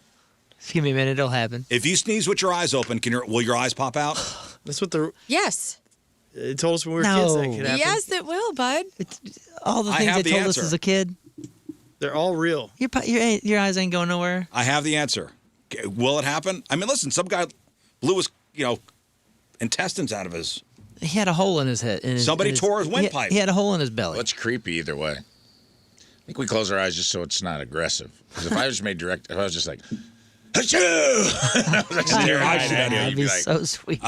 Your eyes cannot This guy. pop out of your head. But You it's sneeze with them impossible open. to sneeze with your eyes As an open. urban legend. Yeah, you can't sneeze with your eyes open. nah, I'm gonna dude, try. someone can. You can do it. You can do it. Someone can. That's I'm gonna try Okay, good. next time. Riz. And finally, in medical news this morning, I remember my wife and daughter did puppy yoga not too long ago. You've done yoga with animals, haven't you? Of course. It's so much fun. It's not even about yoga. You start petting everything and you're like, I'm just going to lay We've down all and heard of goat yoga, right? Yeah. I sound like an animal when I'm doing yoga. Puppy yoga, where a puppy climbs on your back, and here we go. Health officials are currently investigating an outbreak of intestinal infections that have been linked directly to animal yoga sessions. Dang it. The infection is called crypto, and it's caused by a tiny parasite. It spreads when humans accidentally ingest microscopic amounts of fecal matter from infected animals. And since some of this animal yoga involves a lot of close contact, and let's be honest, animals aren't exactly potty trained, it is the perfect storm for a parasite to hop from a cute goat to your yoga mat and then to you. And what to look out for. If you've recently done a session and start feeling off, keep an eye out for watery diarrhea, stomach cramps, nausea, vomiting. What kind of diarrhea is there besides watery? Good question, Rafe. Is there a new kind of diarrhea I haven't gotten yet? Probably. I don't know. I got to think about a new diarrhea I New haven't kind of gotten. cool diarrhea all the Some kids new are cool getting. diarrhea I'm not cool enough to have? Wasn't there that man diarrhea that was happening a couple weeks ago that everybody was worried about? There was like a new new Shigella? strand of Yeah. something, and it was only the men getting a weird diarrhea. It was the Shigella. Yeah. Really? I had I had a new one recently called kimchi. Man, Whoa. You ever had Oh. kimchi before? Of course. no, listen, I've fermented had cabbage. kimchi. Fermented I cabbage? just never had kimchi diarrhea. Ew. That's what I named it. I'm gonna Okay. throw that out when I get home. I don't like that. Because, brother, it was Yeah. kimchi. Oh, God, you need to go that's to the gross. emergency Go to the room. doctor. Everything was fine once That's kimchi called, that's was the gone. salad shooter. Oh, dude, salad diarrhea? Please. It was ridiculous. What are we doing to ourselves? Let's stop crazy. it with this animal yoga, okay? Stop this. No, I refuse. People are dying. You know what? Some people, everybody dies. Some people are living. All right. Some people are Most are living. living. Good point. I am living with this goat on my Looking back at if it I'm in all downward wrong, dog. brother. Some people are living. Only the weak ones are dying. You know what? Why don't we get rid of everything that could kill us? The oysters. What are you gonna? Where does the line? Yeah, where dude. does it get drawn? I want to live my life with puppies and oysters And goat yoga? And goat yoga. Wash your hands, for God's sakes. For most people, this lasts for 2 weeks, but it can be really serious for anyone with a weakened immune system. Well, Well, nobody cares about that either, allegedly. You're killing people. Goat yoga. It's so much fun. Is goat it? yoga? It is. Check it and see. Animals are the best. Just call it what it is. I'm going to play with animals. Yeah. Well, you're going to do downward dog while a little baby goat gets up on top of you like your little mountain they climbed. It's adorable. What is the point of it? It's more for the goats, to be honest with you. It is It's pretty cute, bro. You're helping the goats. Do what? A little you. Helping them feel cool, man. They're a little baby goat. They're climbing up on your back. They feel like they got on top of a mountain. You know what? We have to have goat yoga because even whenever I'm at like Earth Day Fest last, and I tried to pet that llama and feed the llama, and that man said that I was too old to have any kibble to give these sweet goat. That's why we have to have goat yoga. I have to pay $40 to pet these damn things. And pretend you're doing yoga. You should come do yoga with us, dude. You'll love it. Yeah. Yeah, I'm not gonna do that. You scared? No, I just don't want to. Their little hooves are so cute. Well, I ain't doing it with no goats. What? They're Yeah, 'cause little he's- babies. I mean, that would be cool, but... No, it wouldn't. All right, let's do crap on. Okay. No, it wouldn't. All right, time to find out what's going on in the world of music and entertainment with your crap on celebrities. And it's brought to you by Dr. Pepper Creamy Coconut. Dr. Pepper. Dr. Pepper. Back for a limited time. Hello, doctor. The attempted second-degree murder and first-degree assault charges filed against former Turnstile guitarist Brady Ebert have been upgraded, guys, to a first-degree attempted murder, meaning possible 30-year sentence for this guy. And if you don't remember, this all stems from Ebert driving his vehicle into William Yates, who is the father of Brendan Yates, the lead singer of Turnstile. Well, I hope this doesn't affect me still not listening to that band. You're insane for not listening to Turnstile.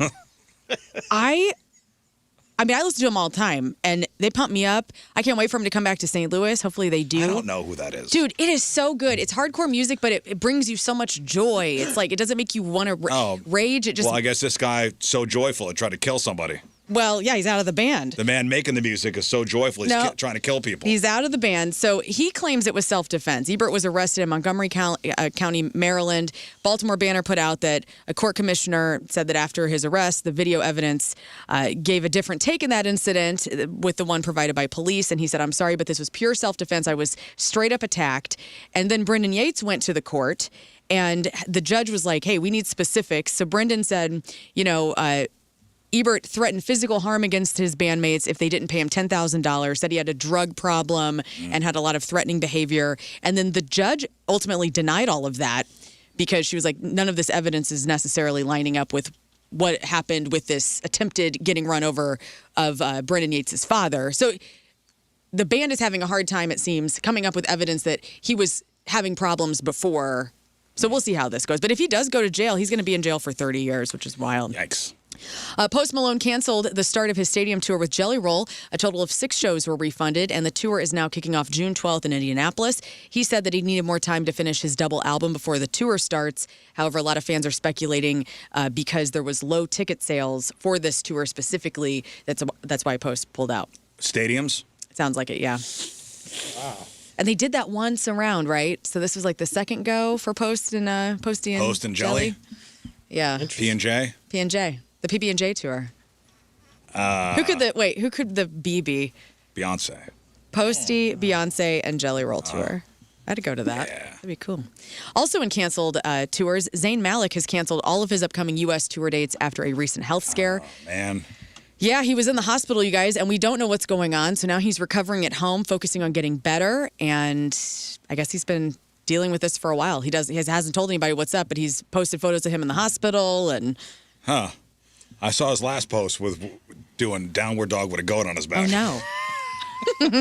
And then something about watery diarrhea. Oh no. Oh, yeah. The kimchi. Zayn Malik's got watery diarrhea. Oh no. I hope not. Rest in peace to Alex Ligertwood, who is the former lead singer of Santana. So this is kind of the poppy version of Santana. He was in the band between 1979 and 1994. Here's a song that maybe your dad would know called All I Ever Wanted. Oh, let me call him up and ask him. Yeah. This is Santana? This is Santana. They're very poppy in the 80s. It's like Kiss Light. Yeah, it is Kiss Light. That kind of. I did hear not that. know that Santana. Yep. So, yes, again, Alex Ligertwood, he died. He was 79. He was in his home at Santa Monica, and the official cause of death remains private. But, yeah, he was in the band for a long time. And Santana's going to be here June 20th with the Doobie Brothers. I bet they will pay a little tribute to him when they play that song. So be on the lookout for that. Are you guys excited for the Martin Short documentary? Did you see the preview? Yeah, I saw the preview for it. Oh. Very excited. Watch it this weekend. It comes out on May 12th, so we got another week to wait. But here's a little audio of the trailer. It's going to be so good. Okay, this is a trailer for the new Martin Short documentary. I'll tell you something about Marty. Let's say you're going to host a dinner party, and you invite Marty, and then it turns out Marty can't come. You cancel the party. In this business, in the world of comedy, there's nobody faster. You used to do circus work. I was a freak for a while. They're making a documentary about Martin Short. Yeah, well, they're making a documentary on everyone. Literally every human being that existed. Here's my take on Martin Short is I love him. Yeah. He's more famous now than he's ever been. I agree. But we love him. We love him. He's earned it. He's definitely earned it. He never was the superstar that he should have been. I agree. He was always the side character. Well, yeah, he's almost like he was born in the wrong era because he's such a vaudevillian guy. And, like, I just don't think that the 90s had any clue what to do with that kind of skill set. He was great in everything he did, from Jiminy Glick to Three Amigos, Father of the Bride, all that stuff. Mm-hmm. And he's definitely the greatest roaster, I think, of all time. He just never got to be the superstar that I think he deserved to be. Yeah. He was always. But now he is. Now he's more famous than ever. I love it. I feel like Jiminy Glick was his resurgence. That was the beginning of like his second wave of fame. But it was still not in the mainstream. Maybe not. I kind of feel like he was Sacha Baron Cohen before Sacha Baron Cohen, when the world wasn't ready. The way Sacha Baron Cohen played characters, Borat, yeah, to rise to fame. Well, and Ollie G and all that stuff. Like Martin Short was doing that with Ed Grimley and all these other characters coming up from the, he was the alt. He was SCTV. He was always like the alternative to Saturday Night Live. So he was always kind of the alternative to mainstream. But I love that he's dating Meryl Streep right now. Is that for real? That is for real. I think that is so cute. Real? That's for real. For real? And his daughter recently died by suicide. She was 42. And I had this thought while I was watching that trailer. I wonder if it was supposed to come out earlier and then tragedy struck and maybe they were like, we got to reevaluate some things. So I don't know if they're going to get into much of his personal life. He's had a lot of trauma. Oh yeah, his wife passed away. Yep. Nancy passed away in 2010. She was only 58 years old. Like I said, his daughter Catherine died at 42. From what at 58? I believe she had cancer. Yeah. Oh my God. Terrible. And his oldest brother died when he was 12, and his parents died within 2 years of each other. So he's had a lot of death in his life, which some of the funniest people on the planet have had a lot of trauma. Yeah. And I feel like Marty is one of those people, and I love him. Marty, Life in Short is going to be released on Netflix May 12th. So put that in your queue. And they will. Martin Short and Steve Martin will be here next month. Yeah, I think you're right. Yeah, that tour is still going on. Or is it this month? It's soon. Soon. It's soon. Fox? Yeah. I think so. And I've seen that tour. It'll probably be different, but Steve Martin comes out, plays banjo, and they're so good together. And they come out and just roast each other. Yeah. Martin Short dresses in drag. It's great. I'd like to see it if anybody over there would like to give me free tickets. Okay. October 10th. Finish the October 10th? Mm-hmm. Okay, so this month. Yeah. Oh, it's October. Way to go. Okay. Finished watching the Hulk Hogan documentary. Oh, what'd you think? It's great. Yeah, I love what I've seen so far. It was great. Loved it. At the end, when they did like the 12 bell salute, when all like the old superstars are standing, around the ring, and they're, the bing for him dying. Macho Man. And Macho Man was already dead. Jimmy Hart's crying. Oh, Lord. I cried a little too. Mm. Well, we don't have to watch it now, guys. We know what happens at the end. I think everybody knew. What song he did died. they play for Taps. Hogan's? They usually pick like a song. I'm a real American hero. For like when they come out and ring the bell. Do you remember? It was silent. Well, there's usually like a video where they play like a song under the highlight reel before they do the bells. You don't remember? I would imagine it's the Rick Derringer. I am a real American. That's it. That's one. Fight for the rights of every man. Okay. No? Okay. The Devil Wears Prada is officially back in style, and it won the weekend. It knocked Michael from the top spot. So congratulations to Meryl Streep and Anne Hathaway. $233 million worldwide. $233 million worldwide. Okay, that's a success. That is a success. Not bad. It's a way to go. Olivia Wilde has been in the news because last week she did a red carpet interview and the internet was not very kind. So people thought she looked very thin, like sick thin. And she did. Yeah, a lot of people saying she looked like Gollum from Lord of the Rings. She did. And Olivia would like you to know, Rizz, that she says, listen, that's a fisheye lens. I admit, is that my best angle? No. Was that my best ever look? No. She says, but I'm not dead. Okay, good. Okay. Okay. You okay? Yeah. No, I think I said to Moon, I go, oh boy, see that picture of Olivia Wilde? Yikes. You know, she's got big eyes too. Like her eyes seemed a bit big. Like normally not so big, but they looked big in that photo that was kind of circulating. She just looked bug-eyed and like little features. I don't know. So fisheye lens. Fisheye lens. Fisheye lens. That's what we're going with. All right. In other parenting news, Nick Cannon says his 15-year-old son, Moroccan, is allowed to date, but his twin sister, Monroe, absolutely cannot. He says, I know this is a double standard, but he doesn't care. Quote, there is a difference when parenting a son and when parenting a daughter. I'm more protective of my daughter because there's things out there that I have to protect my daughter from. And like, as we know, there are certain type of individuals that you want to keep your daughter away from. And he says, my son, it's a different conversation when he's going out into the dating world. As a girl dad. Both of Yes. you. What do you think of that? I don't have twins, thankfully, because I wouldn't know necessarily how to But handle that. you have boys and you have girls. You Yeah. have one boy and girls. Well, Like, did you let your daughters date?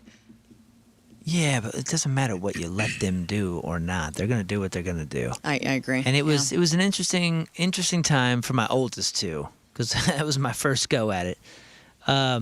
The interesting thing is the youngest boy had a girlfriend younger than anybody else, and this was like 5th grade.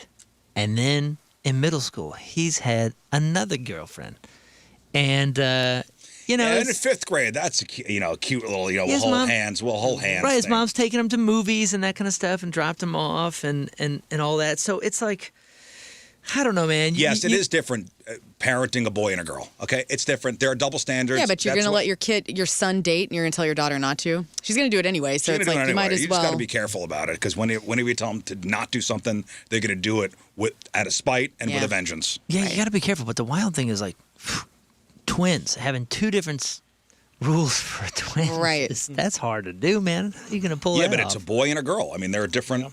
You parent different ways. That's the way it is. I don't know, man. Dating, if you're saying somebody can date, it's the 10 things I hate about you rule. It's like once cat dates, the other one can date. So you just put it on there. If the boy actually gets a girlfriend and can like hold a relationship, then the daughter can date. How do you like that? Well, it's not that I'm not going to care as much. It's just you look a little more into how the girl is, what's going on with I get the with girl. protective nature. That's nice. I think they should have to just date another set of twins. Okay. Yeah. Like, we don't care, gay, straight, whatever, but they got to be twins. They can be fraternal, rule. they can be identical. You guys can date at the same time, and they have to be 2 people that also look alike. Okay. Yes, 618. So basically, Nick Cannon is telling his daughter to stay away from guys like him. Yes. Yes. Yeah. Yes. And finally, May the 4th be with you to celebrate Star Wars Day. USA Today ranked all of the best live-action characters for Star Wars.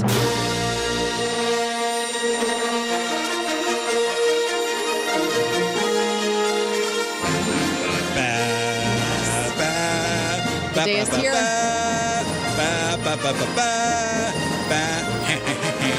Yes. So I have a couple of lists. So the first one we're going to walk through is the top 10 best characters in Star Wars. Darth Vader. Hang on. Calm down, nerd. The Hey. Mandalorian and Andor are also part of this list. So it's not just the movies. sweet. Oh, come on. Well, Vader's number 1. Vader is number 1. course he is. Congratulations, Moon. Yoda's number 2. Well, actually, Anakin Skywalker, Darth Vader, number 1, all same person. Okay. Han Solo Han Solo's is number number 2. two. Yes. Wow. Keep Where's going. Jar Jar? That's absurd. What What do you mean that's absurd? What did you say? Oh, Han Solo is pretty awesome. We're talking top 5. But over said Yoda and R2-D2? Yeah, Yoda I think is number I think 5. Han Solo's so smooth. R2-D2 is So cool. number 8. Luke. No, Luke- I think Luke's annoying, I'll be honest I with say Luke is 3. What? Doesn't matter. Luke It'd be is 3. you. Luke's 4. annoying. When you were a kid, you loved him. Princess Leia. Is number 3. Chewbacca. Chewbacca is number 10, which I think is very low. Well, He should be like 4. you got Obi-Wan. He's our space dog. Obi-Wan. Obi-Wan is number 7. Yeah. You guys are killing it. Okay, now you got to go into the shows and Who's those number side 5? movies. Did we get number 5? You got number 5 is Maybe Yoda. Yoda. Boba Fett. No. Boba Fett's not top 10. Grogu. Yeah, Grogu the bobblehead. No, it's Mandalorian. Mandalorian is number 9. Mandalorian is above Boba Fett. Boba Fett is way down the list. We're talking only top 10. Mandalorian's kind of lame, I'll be honest with you. And Andor. I don't know what this is. I don't. Ahsoka Tano. Ahsoka. Oh, Okay, Ahsoka? gosh. Yeah. That's the Jedi right there. Yeah. That, Who was her? Great character. Who played? If you read the books, you know exactly who it was. I forgot her name. Is it Rosalind? Is it It is the Dawson. But that's one of those Rosario Dawson? Rosario. Rosario Dawson. Rosario Dawson. That's right. I have a picture of Rosario Dawson on the Which back of my Boba door. Fett is clearly getting stiff. Jabba the Hutt. No, you guys did it. You got every top 10. So Chewbacca, The Mandalorian, R2-D2, Obi-Wan Kenobi, Ahsoka Tano, Yoda, Luke, Leia, Han, Darth. How are you gonna not put C-3PO in there? Delicious C-3PO crumb. spans the whole he's freaking annoying. thing. I don't like that the C-3PO Mandalorian is not annoying. It's like one of the most important. No, I get it. He's Character he's elbows, important. if you will. He's important, but these are favorites. He's annoying. No Ewoks. Yeah, And no should Ewoks, be which is number one. very upsetting. Wicket got hosed. Get out of here. Well, and so then I would do Ewok yoga. Same. I would, dude. I would love to have an Ewok. Okay, then you have the best Star Wars movie. So I have two different things. best Star Wars movie? Yes. Hang Yeah, on. it's Hold easy. your cup. Entertainment Weekly has their list, and then voters at Ranker.com put their list together. So what do you think is? And they're Is number one the same for both? yes. Yeah, it's well, Empire. Do it at the same time. Well, we don't need that. The world knows. Okay. It's The Empire. world It's knows. Empire. It's The Empire Strikes Back. Okay, great. What about number 2 from Entertainment Weekly? It's going to be the regular Star Wars. Regular. Yes, the original Star Wars. Regular, The regular. New Hope. And then Rogue One. No. In fact, Rogue One is not a part of this That's a top 3 mistake. list. Well, okay. So number 3 from Entertainment Weekly is The Last Jedi. The Last Jedi. Yeah, from 2017. And I never watched that, so I don't know. Nah. Nah. It's I'm not number even 8. a crazy nerd, but nah. Okay. And then A New Hope is number 2 for the voters at Ranker.com behind Empire Strikes Back. And then Return of the Jedi, Return of is the number Jedi. 3. Yeah. So I think the voters got this right. I don't think Entertainment Weekly knows what the hell they're talking about. Yeah, dude. That is None that of is the a new person ones. that's a person Except that for read Rogue One. stats. Rogue One was great. Yeah, it was great. That's a person that read stats and like didn't. Where's your heart? Where's your heart? So anyway, happy May the 4th to all of you Jedis out there. Be the resistance. And that's your credit. Okay. Well, Thank you. Your Jedis and That away. Sith celebrating a birthday today. Shamik Moore, that's Miles Morales in Spider-Man Into the Spider-Verse movies, is 31. Alexander Gould, that's Nemo in Finding Nemo, is 32. Also, grew up to play Shane in Showtime's Weeds. I didn't know it was the same person. 32. Ashley Rickards, the star of MTV's Awkward, is 34. Rory McIlroy, the Masters winner, celebrating a career Grand Slam, is 37. Lance Bass is 47. Aaron Andrews from Dancing with the Stars and co-host of Fox Sports lead NFL sideline reporter is 48. Mike Dirnt from Green Day is 54. Will Arnett, 56. Anna Gasteyer, she was the first SNL cast member to ever get pregnant while on the show. Who was second? neat. Amy Poehler? Tina Fey. Oh, Wow. Tina Fey. Okay. Anna's 59. Randy Travis, 2 first names. He's 67. Lynn Spears is 71. Mick Mars is Lynn 75. Spears. Britney Spears' mom. That's right. Okay. Mick Mars is 75. Jackie Jackson, the second child in the Jackson family, used to handle the high tenor parts for Tito and the Jackson 5, is 75. And Richard Jenkins, that's Nathaniel Fisher, the dead father on 6 Feet Under. Also, John C. Reilly's dad in Step Brothers. You guys know this dude. Oh, yeah. He's in He's everything. great. He's one of those like, oh, I know that guy, but I don't know his name. It's Richard Jenkins. He's 79 years old today. All right, today's porno birthday is Carolyn Reese, and let's get into some of her titles. Today's birthday girl has been in Addicted to Boobs 3, The Bad News Bitches 3, Bangin' the Biggins, The Chronicles of a Whore, Double Decker Sandwich 11, Look at Me Whore 2, Wow. Mommy Needs Money, Natural Knockers 12, Social Network Sluts 3, and Who Can Forget a Roll? In 2019's Pork Vendors. What? Whoa. Pork vendors? Yeah, I don't know what that is. Like a meat truck? What are we talking about? I don't know. It's a movie. Carolyn Reese is 52 years old. That's your porno birthday. Those are your crappy birthdays. And now, what's your crap on celebrities? All right, let's take a break. We'll come back, and we're going to play Match Up with Morons. Yes. I love that name, Lauren. It is now officially Match Up with Morons. So, Moon, if you would get out the great wheel, okay, put your name on it, Lauren's name on it, Rafe's name on it, and King Scott's name on it. Okay? Mm-hmm. Spin the wheel. Okay, let's get the first matchup. The first matchup will be, here we go. It's going to be Rafe Williams Okay. versus... It's going to be Rafe versus... Let's go. Rafe versus Learn. And then it's going to be Moon versus King Scott. Okay. Go. I will give each contestant 5 questions. Whoever gets the most questions right, their respective teammates on the phone will win their choice of prizes. We've got Point Fest tickets. Point Fest happening on May 16th. Not this Saturday, the following Saturday. You've got Stain, Blue October, Mammoth, Highly Suspect, Sleep Theory, From Ashes to New, and more.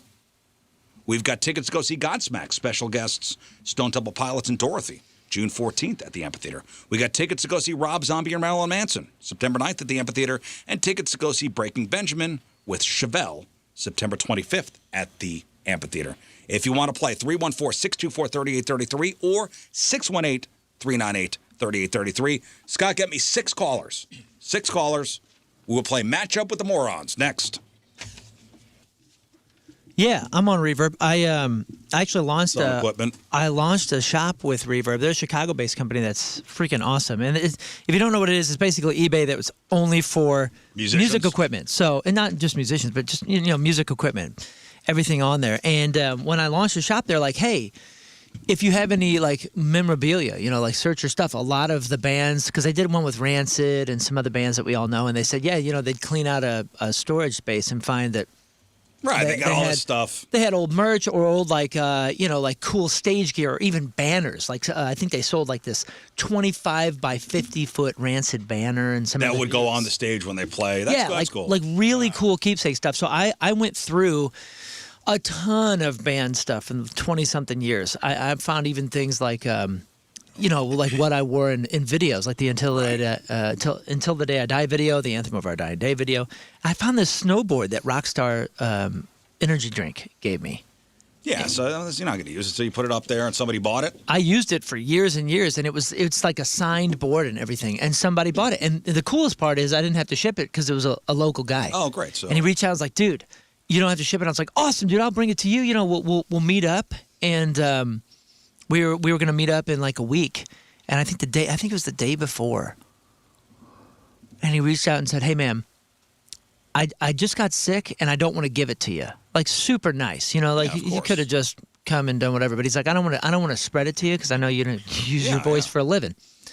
And I was like, "Oh, that's so kind of you."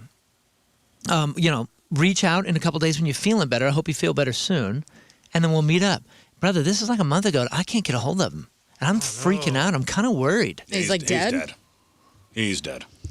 I don't even want to say that because that's not funny. Well, and you know what? It's time to move on. You have now lost the snowboard. No, I'm holding his snowboard. I'm holding on to his snowboard. But you haven't... You need to put a time limit on it.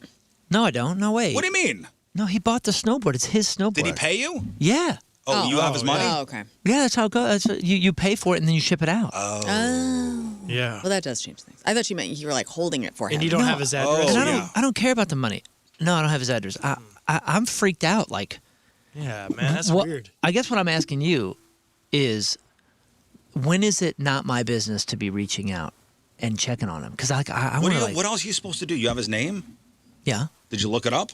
No, not yet. But that's why I'm saying, like, I feel a little weird. Well, look up his name. Type his name in obituary and see if it. I'm not Brother, trying to don't be. do I'm not that. Why trying not? to be That's- like silly. I'm just saying like bring that. so you no, I don't even know. want to bring that. Yeah, but you're not doing it in a Malicious way. way. Well, first of all, you guys went hella dark. Well, dude. come on, man. I mean, the guy. That's what I thought you were saying. I mean, The guy that is paid what I'm you. saying, but I didn't The need guy to say paid it. I don't you, want to say it. And he said he's sick, and that's it. He's gone. I want to make sure he's okay. And I'm asking you guys, what's the etiquette here? Like, is it? We're is telling it you, over he's the line? dead. You start with the worst case. That's not even funny. And then there will be no obituary. That's good. Then you call the Let's hospitals. work backwards. Yeah. I'm kind of freaked out. That's all. You have a did. mutual I'm just friend? asking. Rafe, I tell you, he did. He might be incarcerated. Colonel. Wait a minute. Have you looked him up on like Facebook to see if there's any mutual people you could like reach out to? is there a memorial page? Oh no. Oh no, man. He's I think he lives in Festus. Okay. He's fine, then. Can we say his What about name on the jail? air? Listen, No, start with listen. jail. What's the date? It's incarcerated May is what I'm 4th, right? This was back in March 8th. That's, he did. oh, And my I- and I God, dude, reached that's 2 out- months?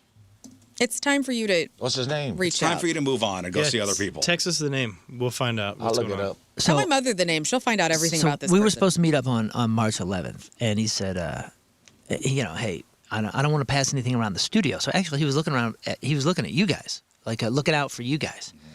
And I said, I appreciate that, And he said, for sure. And I said, how you feeling on the 16th? So 5 days later, I checked it. I checked him out. Said, how you feeling? Nothing. And I was like, I'm gonna stay out of this dude's business. So then April 6th, that's a couple of weeks later, I said, man, how you feeling, dude? And nothing. And then What do you mean stay out of his business? You did business with him. Yeah, but his health is not my business. Business together. Yeah, it is your business because it is affecting inventory. No, it's not affecting me at all. I am not inconvenienced. You are holding his stuff. But that's fine. I'm not inconvenienced. I don't care about any of that. I just care about him. And I'm asking you guys, when is it weird for me to be looking this guy up? We're telling you right now, it's okay. Even if he doesn't Write want his name down and I will find out. If he doesn't want the snowboard and wants a refund, I'll do that immediately. I just want to make sure you're okay. April 11th, checking on you. April 22nd, checking on you. Next week will be 2 months. It's over. Nothing's over. I want to make sure he's not over.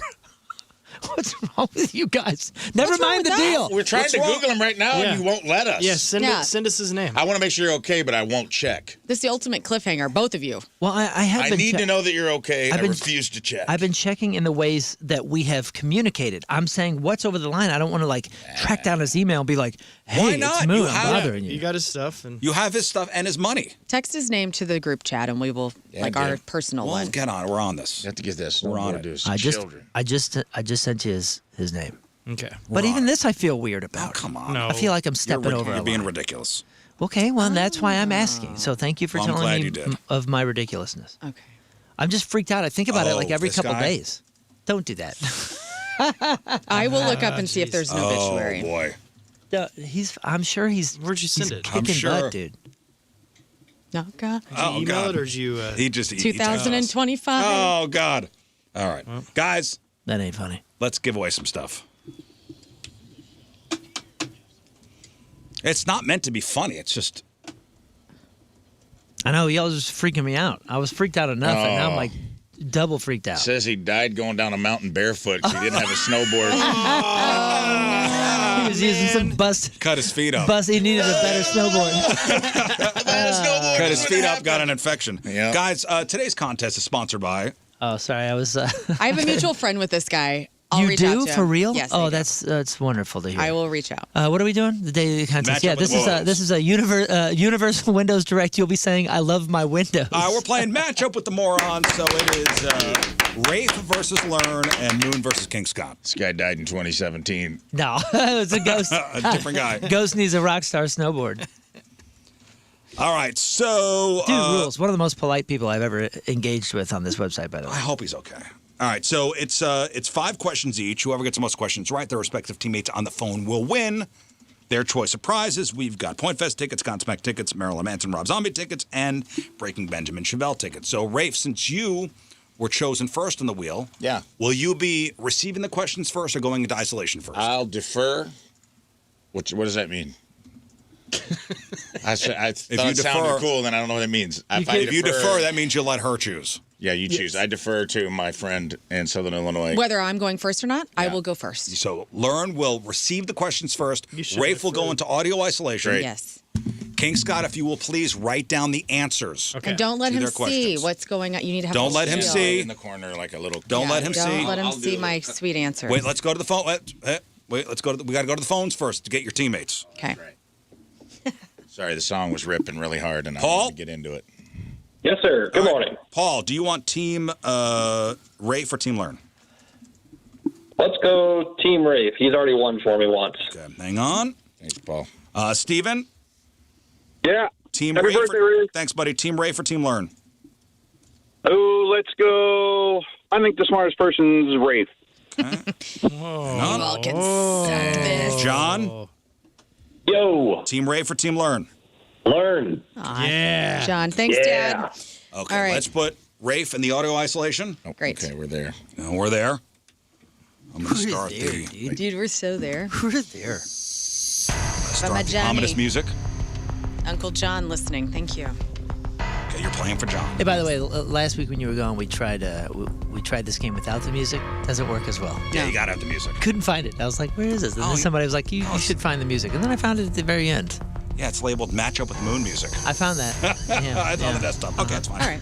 Okay, learn. Yes. Here we go. Go.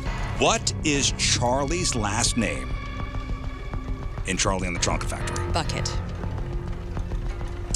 This household vacuum was originally developed by Black & Decker as a tool for sample collection on the moon. I'm gonna read it again. Question 2.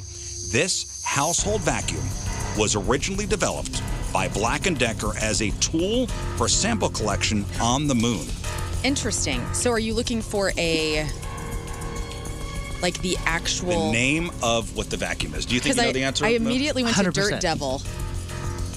But that seems like, why would they name it that? I will say Maybe it we'll again. pass, and I'll think about that. Okay, pass.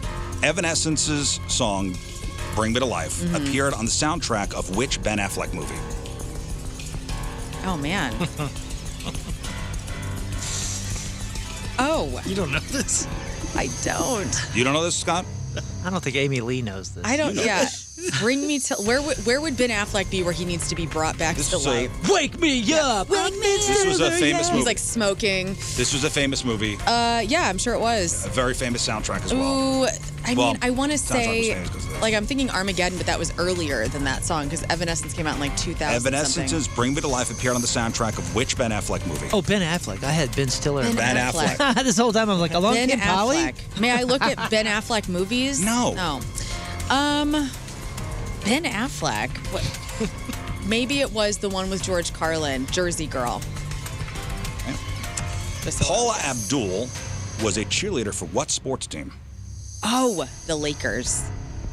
Or maybe it was the Knicks. Paula Abdul. Which coast? Paula Abdul was a cheerleader for which sports team? I'm going to say the Lakers because I feel like she would be a Lakers girl. All right, question 5. Which famous gangster described himself as a used furniture dealer on his business card? Which gangster? Which famous gangster described himself as a used furniture dealer on his business card? Well, that sounds like a Chicago gangster. I don't know. Which leads you to... I don't know. Al Capone is making his debut in my brain right now.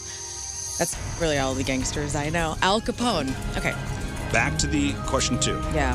This household vacuum was originally developed by Black & Decker as a tool for sample collection on the moon. Damn it. Really wish I knew this. You know it. A shark? Like, what would be getting samples? Like, a Dirt Devil had a cord, but they had cordful things back then. Wait, what year was it? When?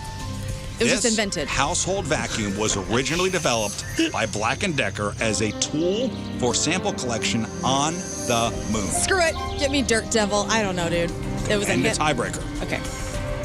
According to the Guinness Book of World Records, what is the longest recorded flight of a paper aircraft? In feet. Like a paper plane? Airplane. Paper Okay, airplane. paper airplane. According to Guinness World Records, what's the longest recorded flight of a paper airplane in feet? Oh, man. I'm going to say 121 feet. Okay. Whoops. Okay. No, not a bad answer at all. All right. Okay. Dang it. All right. Pass the bones. Okay. Good luck. Thanks, bud. Give it to me straight, bud. Let's Can you speed the questions up this time, or is that too let me speed the questions up. Get the hell out of here. Okay. She's in isolation. Here we go. Rafe. Yes. Dean Williams. True. What is Charlie's last name in Charlie and the Chocolate Factory? Bucket. Question 2. This household vacuum was originally developed by Black & Decker as a tool for sample collection on the moon. Say that one more time. This household vacuum was originally developed by Black & Decker as a tool for sample collection on the moon. Also vacuum, so it's like a specific name you're looking for? Yep. Pass. Okay. I don't really understand that question, so I'll I'll come back to it. Evanescence's Bring Me to Life appeared on the soundtrack of which Ben Affleck movie? What song is that? Is that like Wake Me Up Inside? Yeah. God, I hope it's the one where he's smoking a cigarette outside the thing. Which Ben Affleck movie? Evanescence's Bring Me to Life appeared on the soundtrack of which Ben Affleck movie? Reindeer Games. Okay. Paula Abdul was a cheerleader for which sports team? Paula Abdul was a Laker girl. Final answer? Final answer. Which famous gangster described himself as a used furniture dealer on his business card? Which famous gangster described himself as a used furniture dealer on his business card? Al Capone. I'll go back to the second question. Okay. This household vacuum was originally developed by Black & Decker as a tool for sample collection on the moon. I'm gonna say Dustbuster. Final answer? Yeah, because I can't think of any other specific vacuum that would make sense other than a shop vac. But that's not a specific Black & Decker product, right? I'm gonna say Dustbuster. All right, tiebreaker question. According to the Guinness Book of World Records, what's the longest recorded flight of a paper airplane in feet? We tried this. I'm gonna say 278 feet. Okay.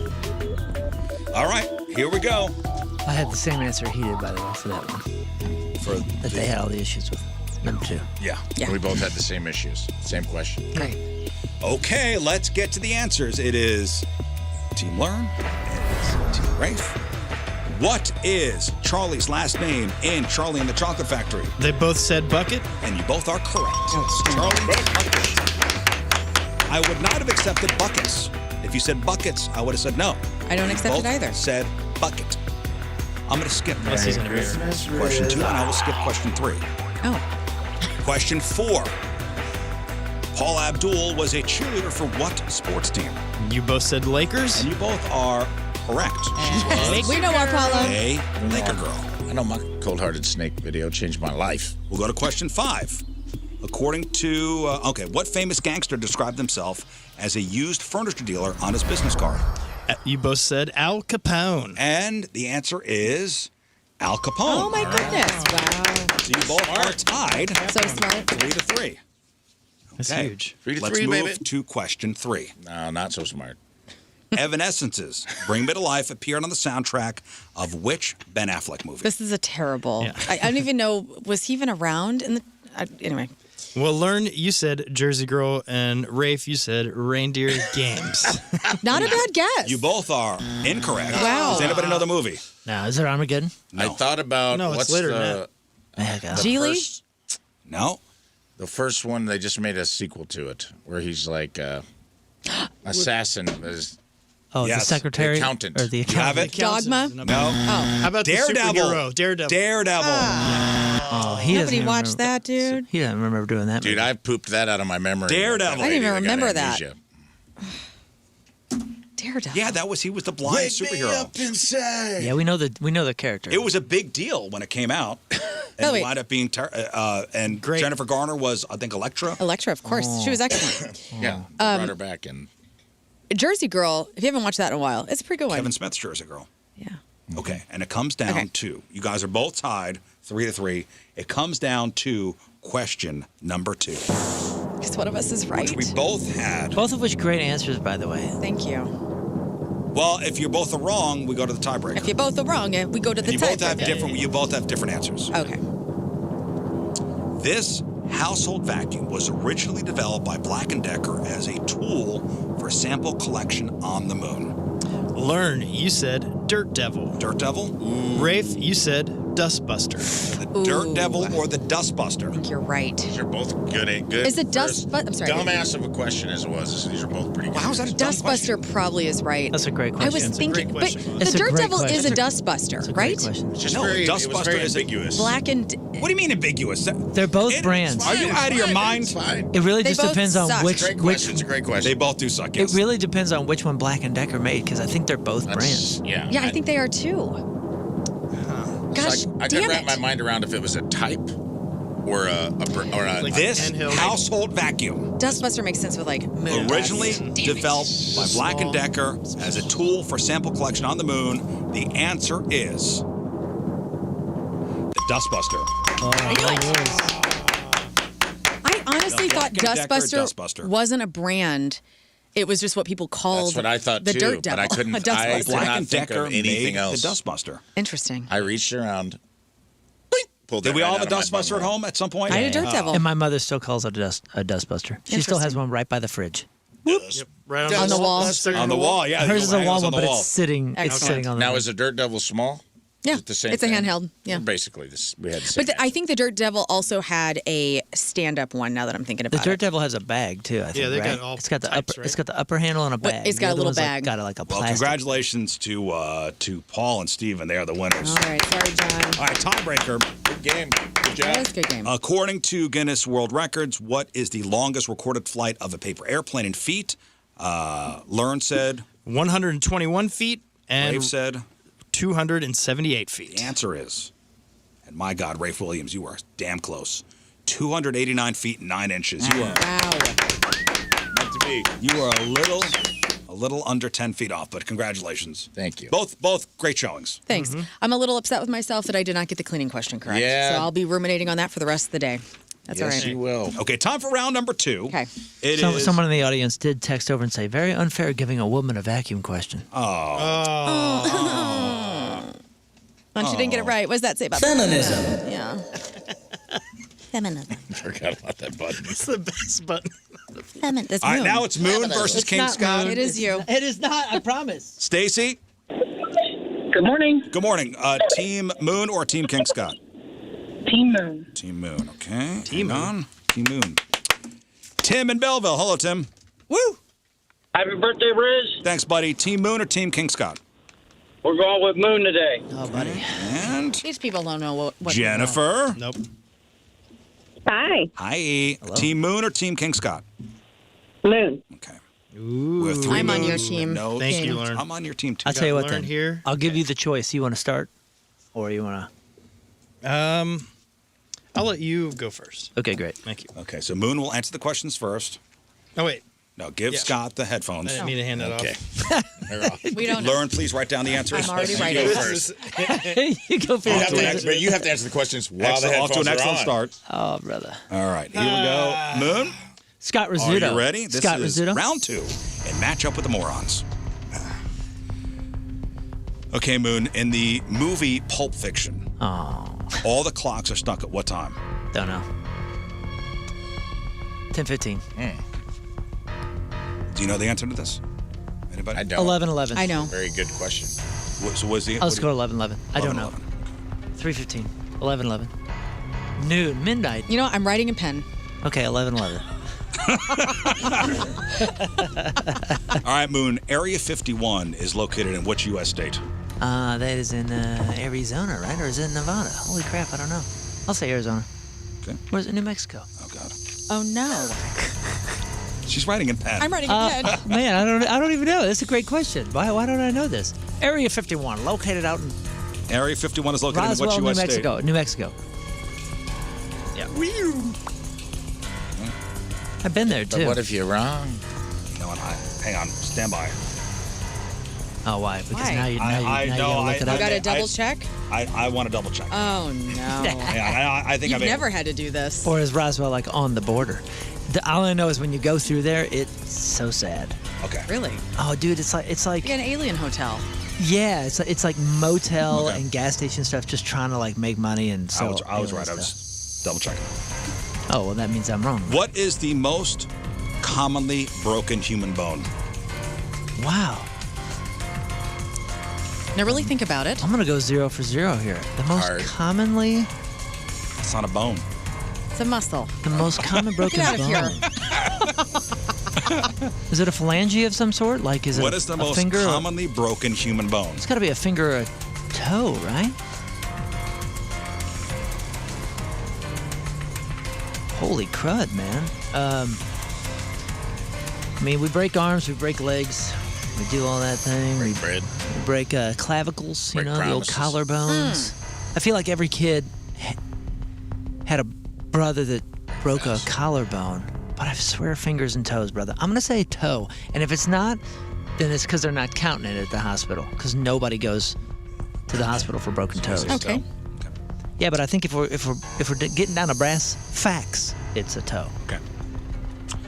In the movie 300, how many of the 300 Spartan warriors survive? 0. Wow.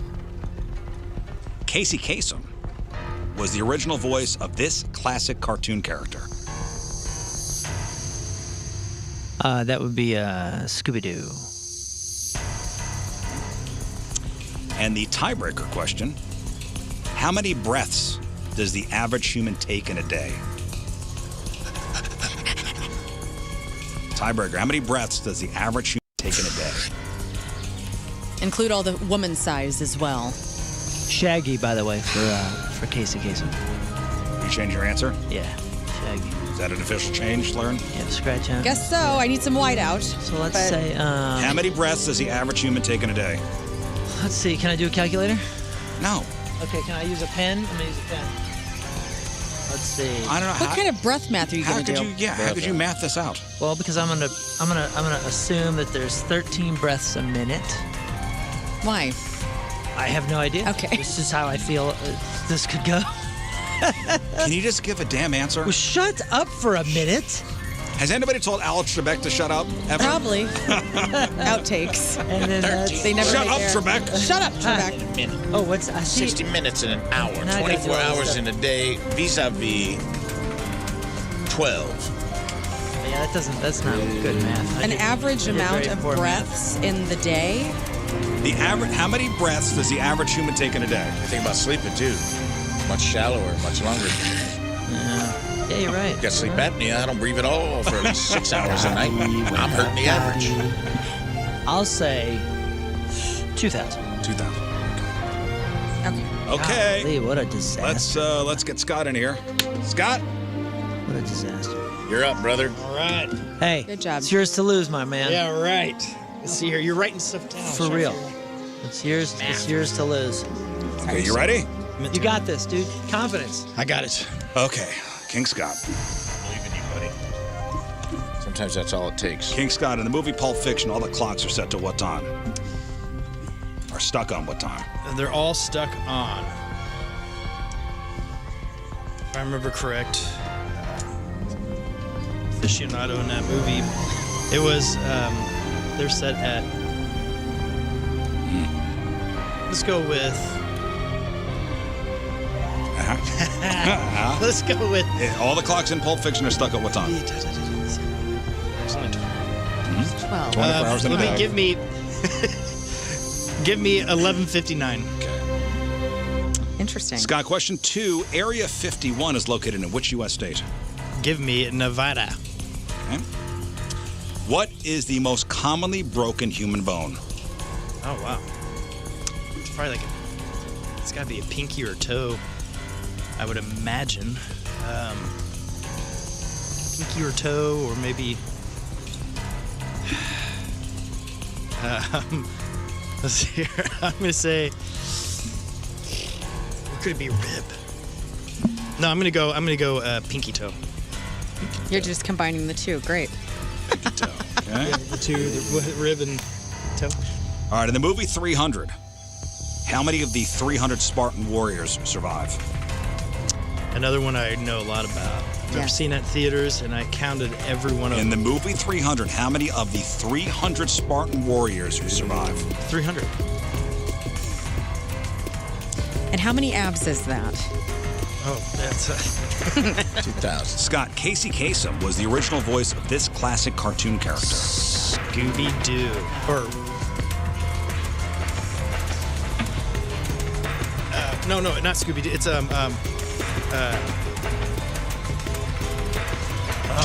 what's his face? White. Now Casey Kasem. I'm stuck on Kate. Casey Kasem was the original voice of this classic. Shaggy. Okay. Final answer? Yes. Final answer.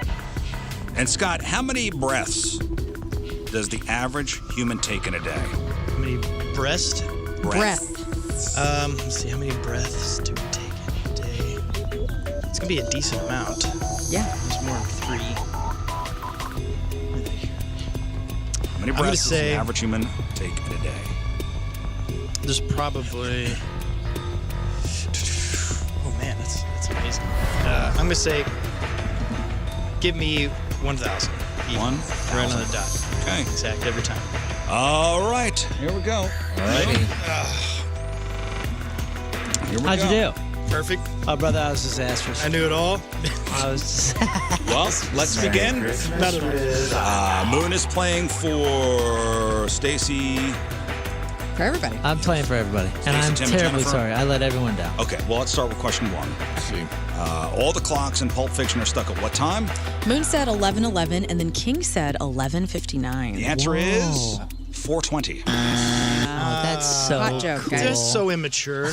I know. That's They so- grew up. I'm going to That's skip so question funny. 2. What was that one? I'm going to skip question 2. Which means that It was Dust one Buster. of us got it right. And it wasn't me, I promise. What is the most commonly broken human bone? Is question 3. Moon said toe, and then King said the pinky toe specifically. So we'll just go with toe. I'll give you toes. The answer is clavicle. That's what I was thinking. Collarbone. There's no way that breaks more than toes. Because everyone's toes The most break. commonly broken human bone That must is be- the clavicle. The most commonly going to a doctor. It doesn't matter. You don't have to double check my work. I'm not I gonna. won't. I'm not going to You double. both, gonna. you both would have gotten it right I anyway. broke my clav. I accept. I accept. Yeah, that was a good one. Good one. Common answer is the clavicle, the collarbone. Okay. You and me there. Okay. In the movie 300, how many of the 300 Spartan warriors survive? Moon said 0. I wish I could take that back. And then King said all 300. Oh no, I think it's 1. I think didn't they send one guy? I don't know. I can't remember. Didn't the one guy? You guys really went to opposite ends of the spectrum. Do you know what the answer is? Is I it thought 300? Moon was right, but maybe someone had to tell the story, so I think maybe he sent one guy away. The answer is 1. The one guy to tell the story. Well, That's what I thought. He came back and he told the story. Yes, Okay. like I said, I wake up, died. It is 0 to allowed 0. to change Well, my they name. creepy also, oracle in technically, that they movie. survived in our hearts. Yeah, 0 to 0. and they didn't. I don't think in the real lives any of them survived. I said in the movie 300. Okay, so Casey Kasem was the original voice of this classic cartoon character. you both said Shaggy. And the answer is Shaggy. All right, it's 1 to 1. She got me on the counter. It wasn't me. Here's where you win it because I lost. I don't know. I got Comes down one. to this. I got this. I don't remember this. No, you got to go back to number 2. Yeah. Area 51. I got this wrong. Area 51 Oh, no. is located in which U.S. state? I bet you got it right. No, I promise. I got it wrong. Area 51 is located in which U.S. state? Moon said New Mexico, and then King said Nevada. God, I think it's Nevada. Is It's like the very southern tip or something. You got it. Area 51 is in, do you know, Lauren? They better not have moved it. Yeah, I was born there. It was It was. There's a gift shop called Area 51 in Roswell. Nevada. Do you know where it is, Rafe? I believe it is in New Mexico. I think, I think it's Nevada. got it's it. it's not in New Mexico. All right. Where are Area the aliens? 51. Doggone it. I promise. Think of Independence Day. I'm Oh, they are 99.9% in New promise. They would Mexico. fly into I Vegas. remember they would fly. I do remember when all the nerds were going to storm Area 51. They all flew into Nevada. Area they fly to 51 Vegas. is in It's in Nevada. It's Nevada. Scott wins. Yes, buddy. 0 Roswell, for I see. 0. Roswell's in Because New the Mexico. scientists all fly into Vegas and then have to take a So I private plane think from there. You were, yeah. It's Roswell, New Mexico, but I was like, I remember when the nerds were going to storm. They were like, "Don't do that. We will shoot you." Yeah, Remember yeah. that? When all the nerds, like 800 people, were like, it was going to be like storming Area 51. It was like during COVID. Yeah. And they were like, "Don't do that. We will. That's government It's a property. It terrible is idea. under- We will and shoot you. We will shoot all of you." We will Especially shoot all those- of you. The alien technology, you don't want to do that. And This is- sorry, Stacy and Tim and Jennifer. That This is not a joke. Like, do not storm Area 51. Man, I let Well, and everybody down. This week, the president is going to be releasing more details Oh, I about Area can't wait. 51. So I All can't right, wait. tiebreaker. How many Golf breaths does the average human take in a day? How many Moon breaths? said 2,000. King said 1,000. The answer is 20,000. Whoa. Y'all don't breathe a lot. Duh. All right. Well, congratulations to It's embarrassing. Yeah, you did good. Rafe and King Scott, kings of the hill today. Very good. All right, let's take a break. We'll come back with 6-time fun facts. Rafe on relationships. Look at that. Yes. That was what my calculation was about to be. 17,520. Yeah, had I like actually been able Carry to do the quick 4. math. Yeah. Yeah. Been very close. I did the first bit of multiplication, then I went, whoa, that's going to take too long. Sorry, dude. So Rafe on Reddit.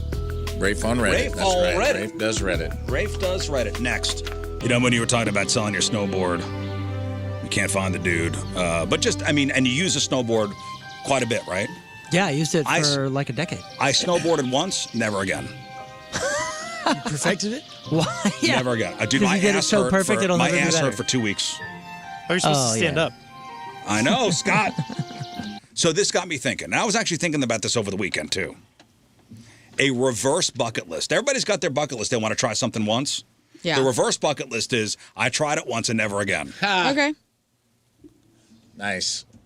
So I got a list of things I tried once and I will never do again. Anal. What? Is that not on there? Never again, huh? Never again. Skydiving, never again. Eating the heart of an animal. You did that? Yeah, one of those. Chicken hearts are great, though, dude. It's a random Saturday for you? No, or? one of those Brazilian steakhouses. Yeah, the chicken heart. Yeah, I don't need to. It's great. Okay. I don't need to do that again. All right. Again, this is my reverse bucket list. Eating the still beating heart of my enemy. Going on a Ferris wheel. What? Wow. Only once? You've Or only is been, this just never again? Yeah. You've Never. been on I the think right. it's never again. What if you're in London? You can do the London Eye. That's a good one. Ferris What wheel. if you're down taking your kids to... He said never. Eating a gas station hot dog. really? I'll You've do never that. been desperate then? I've never done that. Did That's it once. Never need to do again. I'll do that. Playing in a men's softball league. I'm done with that, too. I did it a lot more than once. It was so much fun. Watching somebody else's dog. Never again. What? Never. Never again. Really? Chaperoning a group of drunk people. Never again. Well, tough. Excuse me. We have some fun coming up this summer. Riding a horse. Oh, Never again. You're Come missing on. out. You're wrong on that one. Coaching kids. Never again. By the way, did you guys see on CBS Sunday Morning that horses can feel our feelings and they actually can feel how people are? And that's why they're amazing with like therapy. And that's why I'm never riding a horse again. Oh. Dude, I mean, yeah, when we were Well, that's because you couldn't reach the stirrup. when we were man. showing horses and things, like they would certainly react to your. If you were nervous, they were weird. Yeah. Yeah. They Yeah, can they'll- feel. They have a seventh sense or whatever, sixth sense, Horse sense. horse sense. It's called that for a reason. Going to a drag show. Oh, you're missing out. Over at the I went to racetrack? one. Hamburger Mary's. I don't need to do it again. Key West. You know what we were talking about not too long ago that I know for a fact I'll never do it again because this scared the crap out of me. Is that gosh dang roller coaster thing that hangs you off the edge of the Sphere in Vegas? Yeah, did it once. Probably never need to do I it again. did that and it scared me to So that's death. your and reverse I'm bucket list. And I'm an adrenaline guy. That I didn't like that one, so I said while I was out there, I went never again. I'm not doing this. There it one. is. Put down ketamine for me. Okay. All right. Thanks. Special K. Doing an all-you-can-eat challenge. Oh yeah, Never again. We did that Pointersaurus challenge Never years ago again. on this show down at what's that place called? Pointers. Pointers, yeah, Pointers Pizza. And brother, in the middle of that, I thought I can felt never like do such this garbage. again. I can't do this. Never again. Knockout game. Oh, that's a great one. Never did that. You never did the bend over and take all the breaths? Oh, that was like punching somebody on the street. Oh, no, I'm talking about the other one. That's a different one. You're like, Okay. brother, you just admitted to a felony. Yeah, like Different game. punching a random person Sorry, on the different street. That game. was a thing. What was it called whenever you would like bend over and take 10? I probably called the knockout game. Yeah, I and think then you'd so. be like, Yeah. you passed out for. I don't want to do that anymore. Painting a ceiling. Never again. Yeah. Exactly. Never again. I'll you know say I won't say painting a ceiling, but I will say getting rid of the popcorn on the ceiling. I will pay someone to do that. That sucked. Painting a ceiling, and in that vein, laying a floor. I laid a lot of yeah. floors at some point, and I was like, I think I'm done with this. Never again. Tiling a floor. Yeah, brother. The worst. Tiling. I did bamboo. The spirit of this is you did it once. You I did it do it just once. once. I did it once. I painted never a ceiling again. once. Never again. I went to a drag show once. I'm good. Being a roofer. By yourself? I did that once. I was a roofer for one day. Never again. I'll never do it again. Walking through a hall of mirrors. Any Weird others? one. That's an interesting. Strange. Or like a specific like carnival. We were down in Branson. And I think they got a big one out there. Yeah, probably. Well, you should talk to someone about that. That's about 6 months of therapy.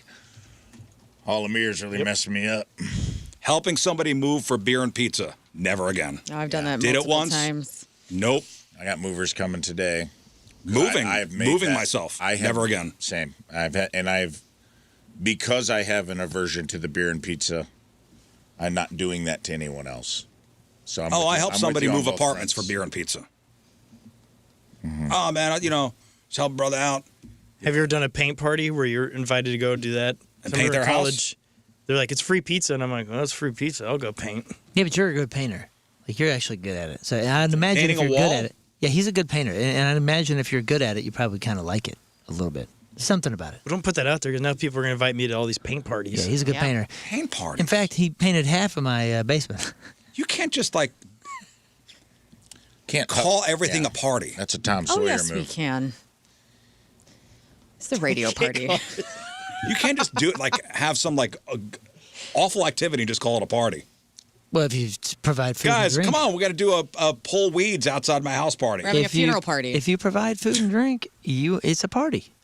You're hosting a party. Yeah, what constitutes a party? Is it like, Are you having fun? are you having fun, but also like drinks and food, or just a drink, or multiple? How many people make it a party? Beverages and some kind of snack need to be provided. Three's a crowd. Crowd's a party. As long as you're having fun. And providing food and drink. Two's a date. Three's a party. So three Unless you're a people throuple, which and three is food also and a drink. drink, and Yes. maybe some music or a television on, and that's a party. Yeah. Look, I like defining things. Okay, let's Okay, get to this well- before the new generation gets to it. They're gonna be like, you know well- what it's called? Think about all your reverse bucket lists, okay? Okay. And we'll get back to it. Underwater sex. Yeah, water is not a lubricant, Rafe. I know. You have to find that out the hard way. I though. know. You got to have pool sex one time and realize The what way? This is the hard way. underwater sex, not. It's not as cool as it That's how sounds. you birth as cool as it mermaids, sounds. dude. You better be Yeah, careful out I there. know. Hey, before we get to Rafe on relationships, and Rafe does Reddit, if you think your heart only has room for one true love, a new survey says you might want to recount, because a poll of 2,000 adults commissioned found that the average person has 4 true loves in their life. Uh-oh. 4. And we aren't just talking about romance here. We're talking about pets, sports, and even caffeine. So Oh no. Oh, no. I'm I've been out. blessed. Yeah, I got my wife and 3 of you, but I'm not going to say which You one? stop it, Scott. I know. We know who has your heart. So while your partner and child took up the top 2 spots, like your top 2 true loves, the third spot was your pet. What if you have more than 4 children? You have a favorite. I'm telling you. They just All left parents out. have I feel bad favorites. for the I younger. can't tell you which ones aren't. The top 5 true loves: your partner, your child, your dog, your best friend, and your sibling. Aw. Sorry, cats, you came in at number 8, Excuse me? just behind a home, and just ahead of holiday destination. Not for me. Dude, I love Branson. Yeah. Like, I'm in love with Branson. It's real. All right, here's another. Do you guys know anybody that's married to their high school sweethearts? Of course, yes. My brother. I know a few Oh, wow. couples, actually. Older and of age now. Yeah. My wife and I were trying to figure out which one of our friends are with their high school sweethearts, and we have a handful. Yeah, same. I want to say, I have at least 8 people. 8 couples that I You know know. anybody, Moon? Yeah, I think I know a couple. It's special. There's one that I'm thinking of that it was meant to be, and it's still working great. And the other that I'm thinking of right now, it's they're pot committed, and I think that's why it's happening. My in-laws. what? They're pot your in-laws, committed. huh? What's that mean? I don't think they are. They just got too much invested to they're- call it Yeah, off. then they can't call it weren't off. destined to be together, but it's well, heck, we put in all this time. That's a lot of Let's marriages. see it out. And honestly, I think that's okay. I mean, sometimes you're going to have a rough We've number of years to You stick have a with rough it. 12. You're going to have a rough decade or so. Yeah, we've all love seen is the a movies choice. where the prom king and queen live happily ever after, but in the real life, the real world, rushing to the altar before you even turn 21 could be a recipe for a starter marriage. Some people make it work, It's not good. but before you put the deposit down in a wedding hall while you're still carrying a backpack, there are some reality checks to consider. So number 1, you don't even know who you are yet. Mm-hmm. Think back to who you were when you were a freshman versus senior year. Now imagine how much you're going to change by the time you're 25. In high school, you're still trying to figure out your own identity, dealing with friendship drama, and trying to just pass, class and graduate. Your 20s are when you actually start to understand what makes you tick. So if you tie yourself down too early, you might unconsciously stunt your own growth just to keep the relationship, balanced. Yeah, but I mean, if you think about like how many phases through your lifetime you go through, you're not the same person every 10 years. Like you evolve, you grow, you learn, you get But a little bit wiser. there's a big difference between high school Rizz and 20s Oh, Rizz. for sure. You keep a little bit, but you keep going. But you now at 47, right? You're going to be 47. Yeah. You at 60 is going to be even more different. God, you know what I live mean? that long. Oh. Captain Jim checking in, him and Erica, his wife, sophomore year of high school. See how Now some people make it work. 25 to 35. I'm a totally different person. Yeah, true. 35 to 45, I'm different. I probably less. I think you settle in your 30s to kind of like to what your non-negotiables are and like how you're going to be. I think you really find yourself in your 30s. Like you become okay with who you are. Most people. But you still change. So it's like you're rolling the dice no matter what. You change, but you can't even know every your long-term relationship is you either change together or you grow apart. That is the deal. And growth is messy. You can't even know your baseline. Oh, when you're that young. When you're that young, because you're not built for it. Well, they say we're young and we don't know. But we'll find out as we grow. Growth is messy, and it's hard to do when somebody's watching your every move from the age of 16 onward. Sometimes people stay in these relationships because they're afraid of being alone or scared of change. Every relationship, damn near. So if you're staying together just because it's comfortable or because you've never known anything else, you might be missing out on the version of yourself that could have flourished independently. So if you're constantly worrying about what if, that's a sign you need to explore life on your own terms. And then if your high school boyfriend is the only serious relationship you've ever had, how do you actually know he's the one? Life has barely started. Yeah. There's a whole world of people out there with different perspectives and backgrounds and personalities. Maybe your perfect match is at college, 3 states away, or working at that job you haven't applied for yet. I think some people are okay with that, though. And there is something very sweet about somebody knowing, like my in-laws, they met in high school and they started dating when they were 16, and they're all each other has known, and they're so in love to this day, and like genuinely are they know each other so well. It's so fun, and it's like interesting to witness because I see so many people divorcing and whatnot, and I'm like, here's a couple that actually made it 50 plus years. Here's what I'm saying. Hey, if you're together with the person that you were with in high school, break up. What? Get out there. Captain Jim, no. You stop Captain Jim?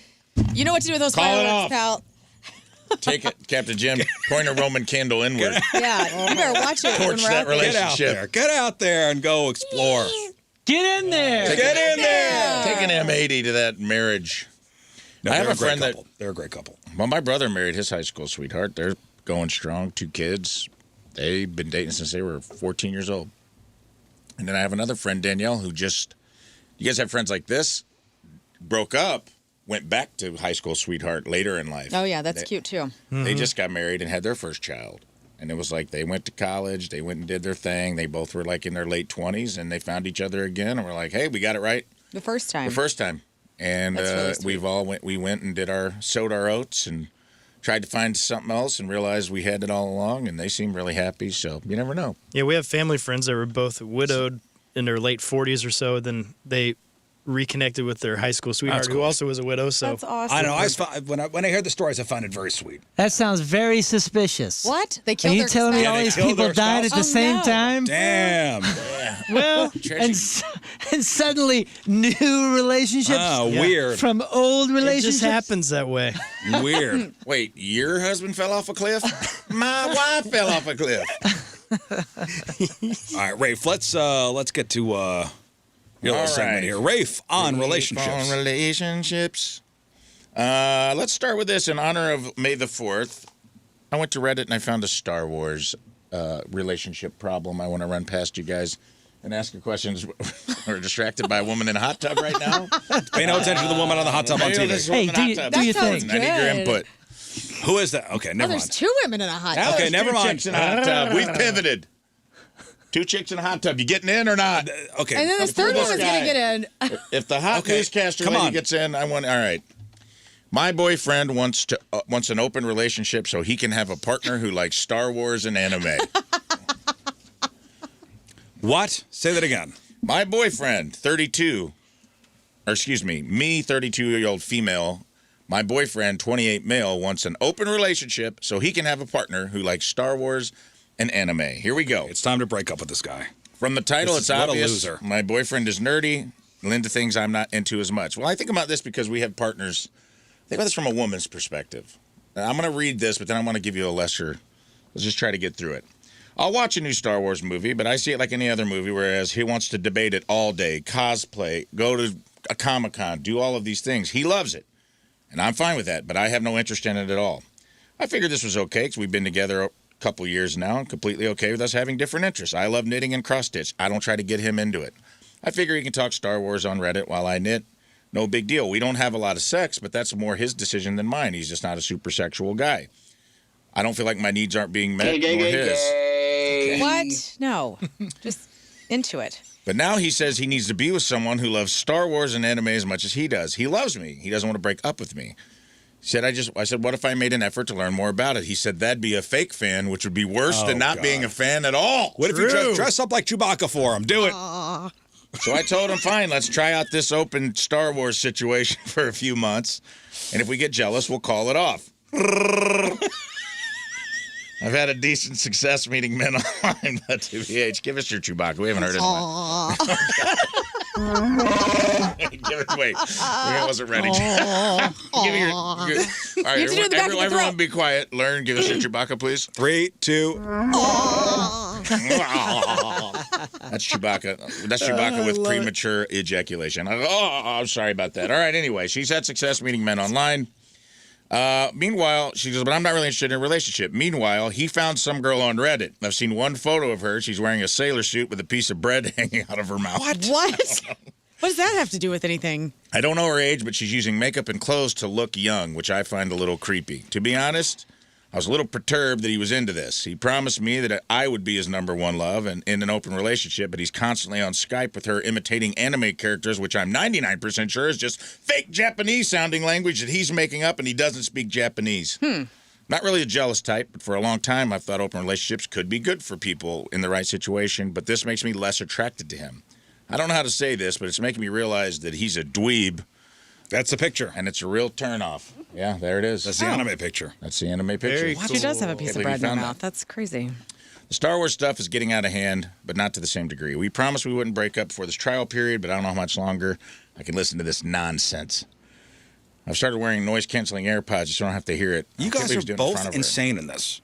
I do love him in a strange way, and I'm wondering if I'm actually jealous and able to admit this to myself. What should I do? So, obviously, let's talk about this situation. This is out of control. Okay, you say break up. This is one very selfish dude. Yeah. Who's a weirdo. Okay. And what is going on with her? I don't know. Oh, this is the thing. See, we learned something today. Yeah. What, people putting... There's anime... Like Asian women putting things in their... Okay. It's a sushi roll. Okay. It's a seaweed roll. I don't know what this is. Okay, well... Moon, thoughts? I'm not...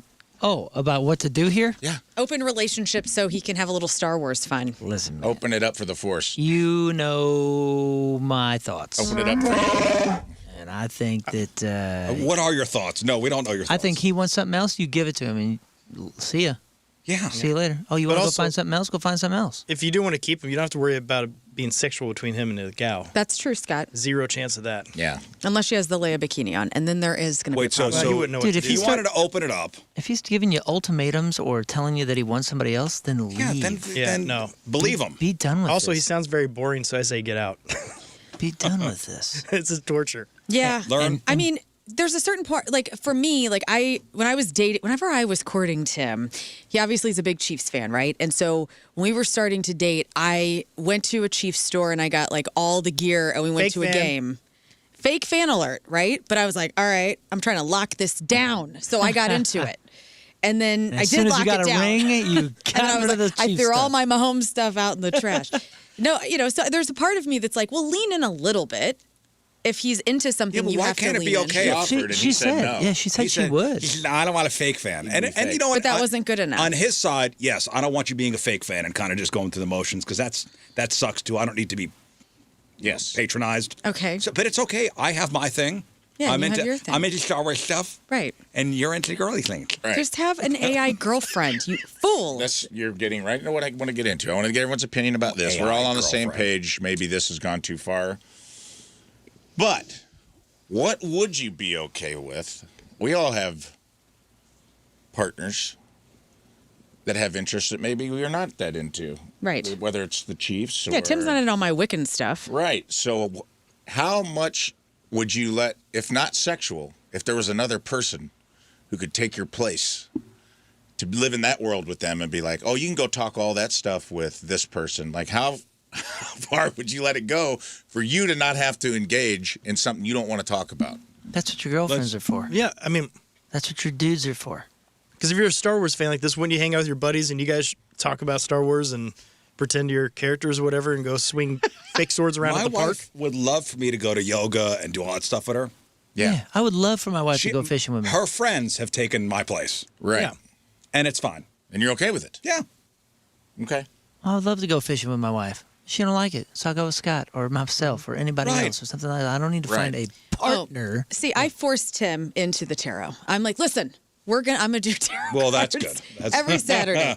And he forces me to watch football, and we have a great time. And my wife, I like she's when forced to do something. Go ahead, Scott. I was saying, my wife, she loves Robin Banks, and I'm like not into it, but she and her friends go. Yeah, and sure. they have a Her great partner time. goes. She finds her girlfriends.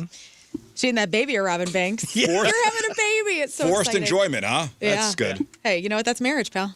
That's marriage. Compromise. So if your wife found out that you were in a fantasy football league that was primarily women, would she care?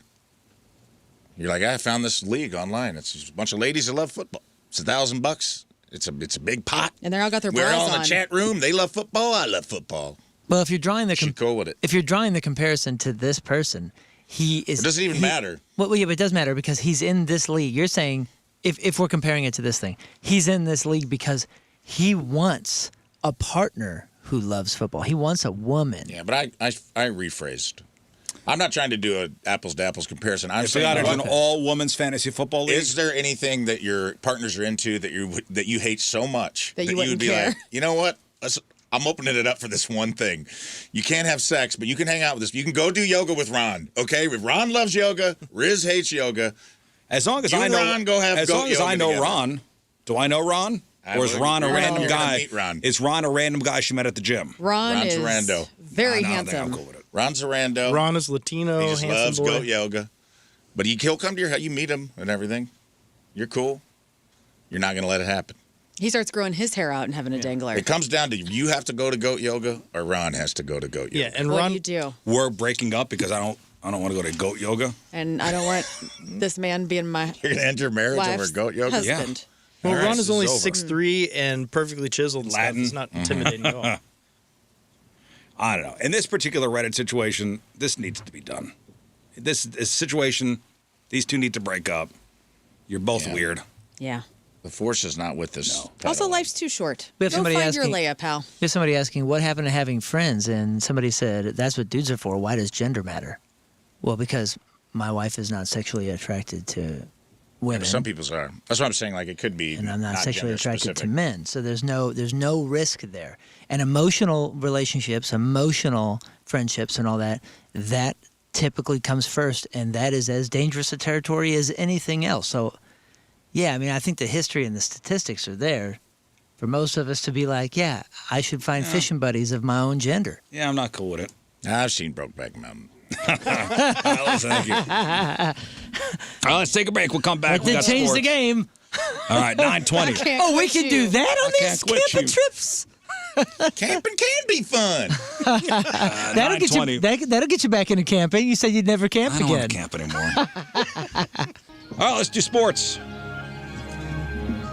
All right, what do you got? Well, St. Louis Cardinals saw their 6-game winning streak come to a halt yesterday afternoon, falling to the Dodgers 4-1 in front of Rizz and his son. Yep. It's a classic case of the team having their own medicine used against them. The That's Dodgers. a case of me being bad luck. Yeah, man. Their lefty pitcher, Robleski. He didn't strike out a single Cardinal in 6 innings. He teased our hitters into making meek contact hits that weren't very strong and then let the defense do the work. Dustin May turned in what we call a quality start against his former team.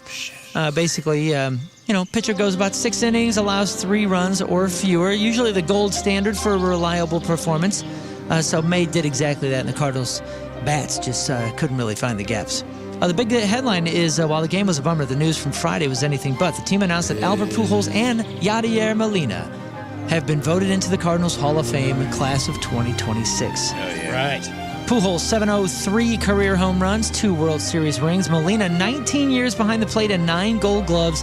They'll be joined by Bill Schradell, a standout pitcher from the 20s. Now, Molina, lots of people saying, listen, dude, if you really pay attention, Molina probably the best catcher of all the modern era. Well, at least defensively. Period. Easily.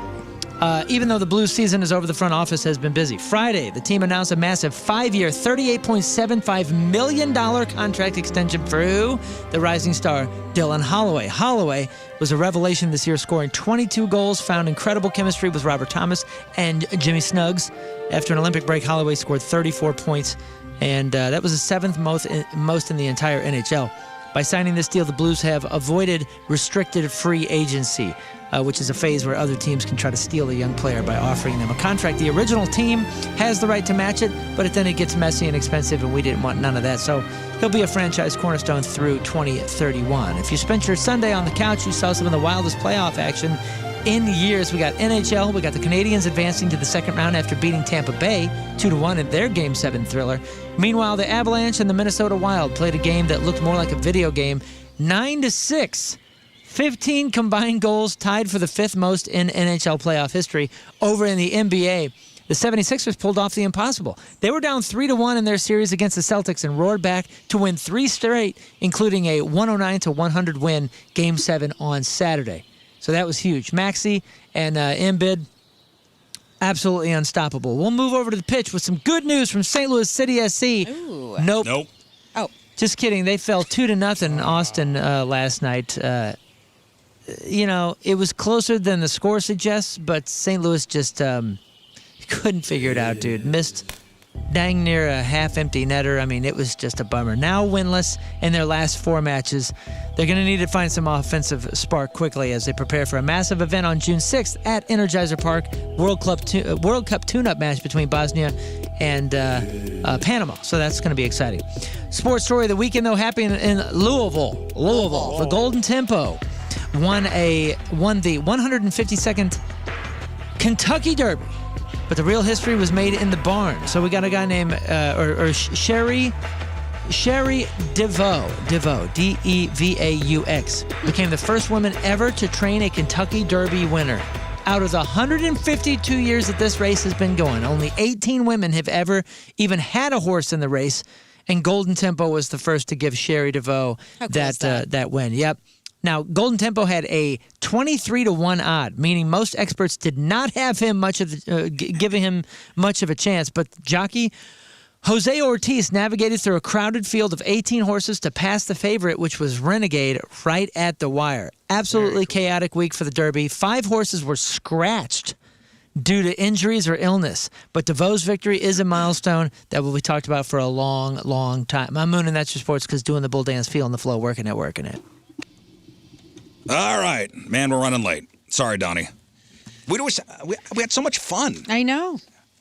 All right, if you missed anything on the program, make sure you check out the clip of the day brought to you by Michael's Flooring. Also, the podcast, which is brought to you by Dobbs Tire and Auto Centers, and the podcast is titled World's Largest Brokeback Mountain Fan. All right. Moon, what else? Oh, man, just love you, miss you, bye.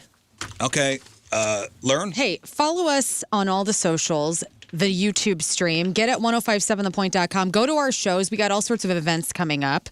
And Point Fest is next weekend. Not this coming weekend, but next. Next weekend, yes. And so we want to see you. Get your tickets. Rafe. No notes. Scott. Yeah, we got a ton of events coming up, including this Friday at 4 p.m. I'll be over at Central Tap down in Festus. You got to come out to that. It's going to be a big Point Fest ticket blast. Give away tickets every 15 minutes. It's going to be a hoot. So come hang out with us. All right. Well, if it's going to be a hoot. Yeah, you don't want to miss out on that. I'll be there. All right, we leave you with a selection from our Teamers Remember the Day brought to you by Hot Shot Sports Bar and Grill from St. Louis, Tim Shaw. He's the guy. And Tim wants to hear this song. Here it is. Have a great rest of your day. We'll see you tomorrow. Bye. Energy up.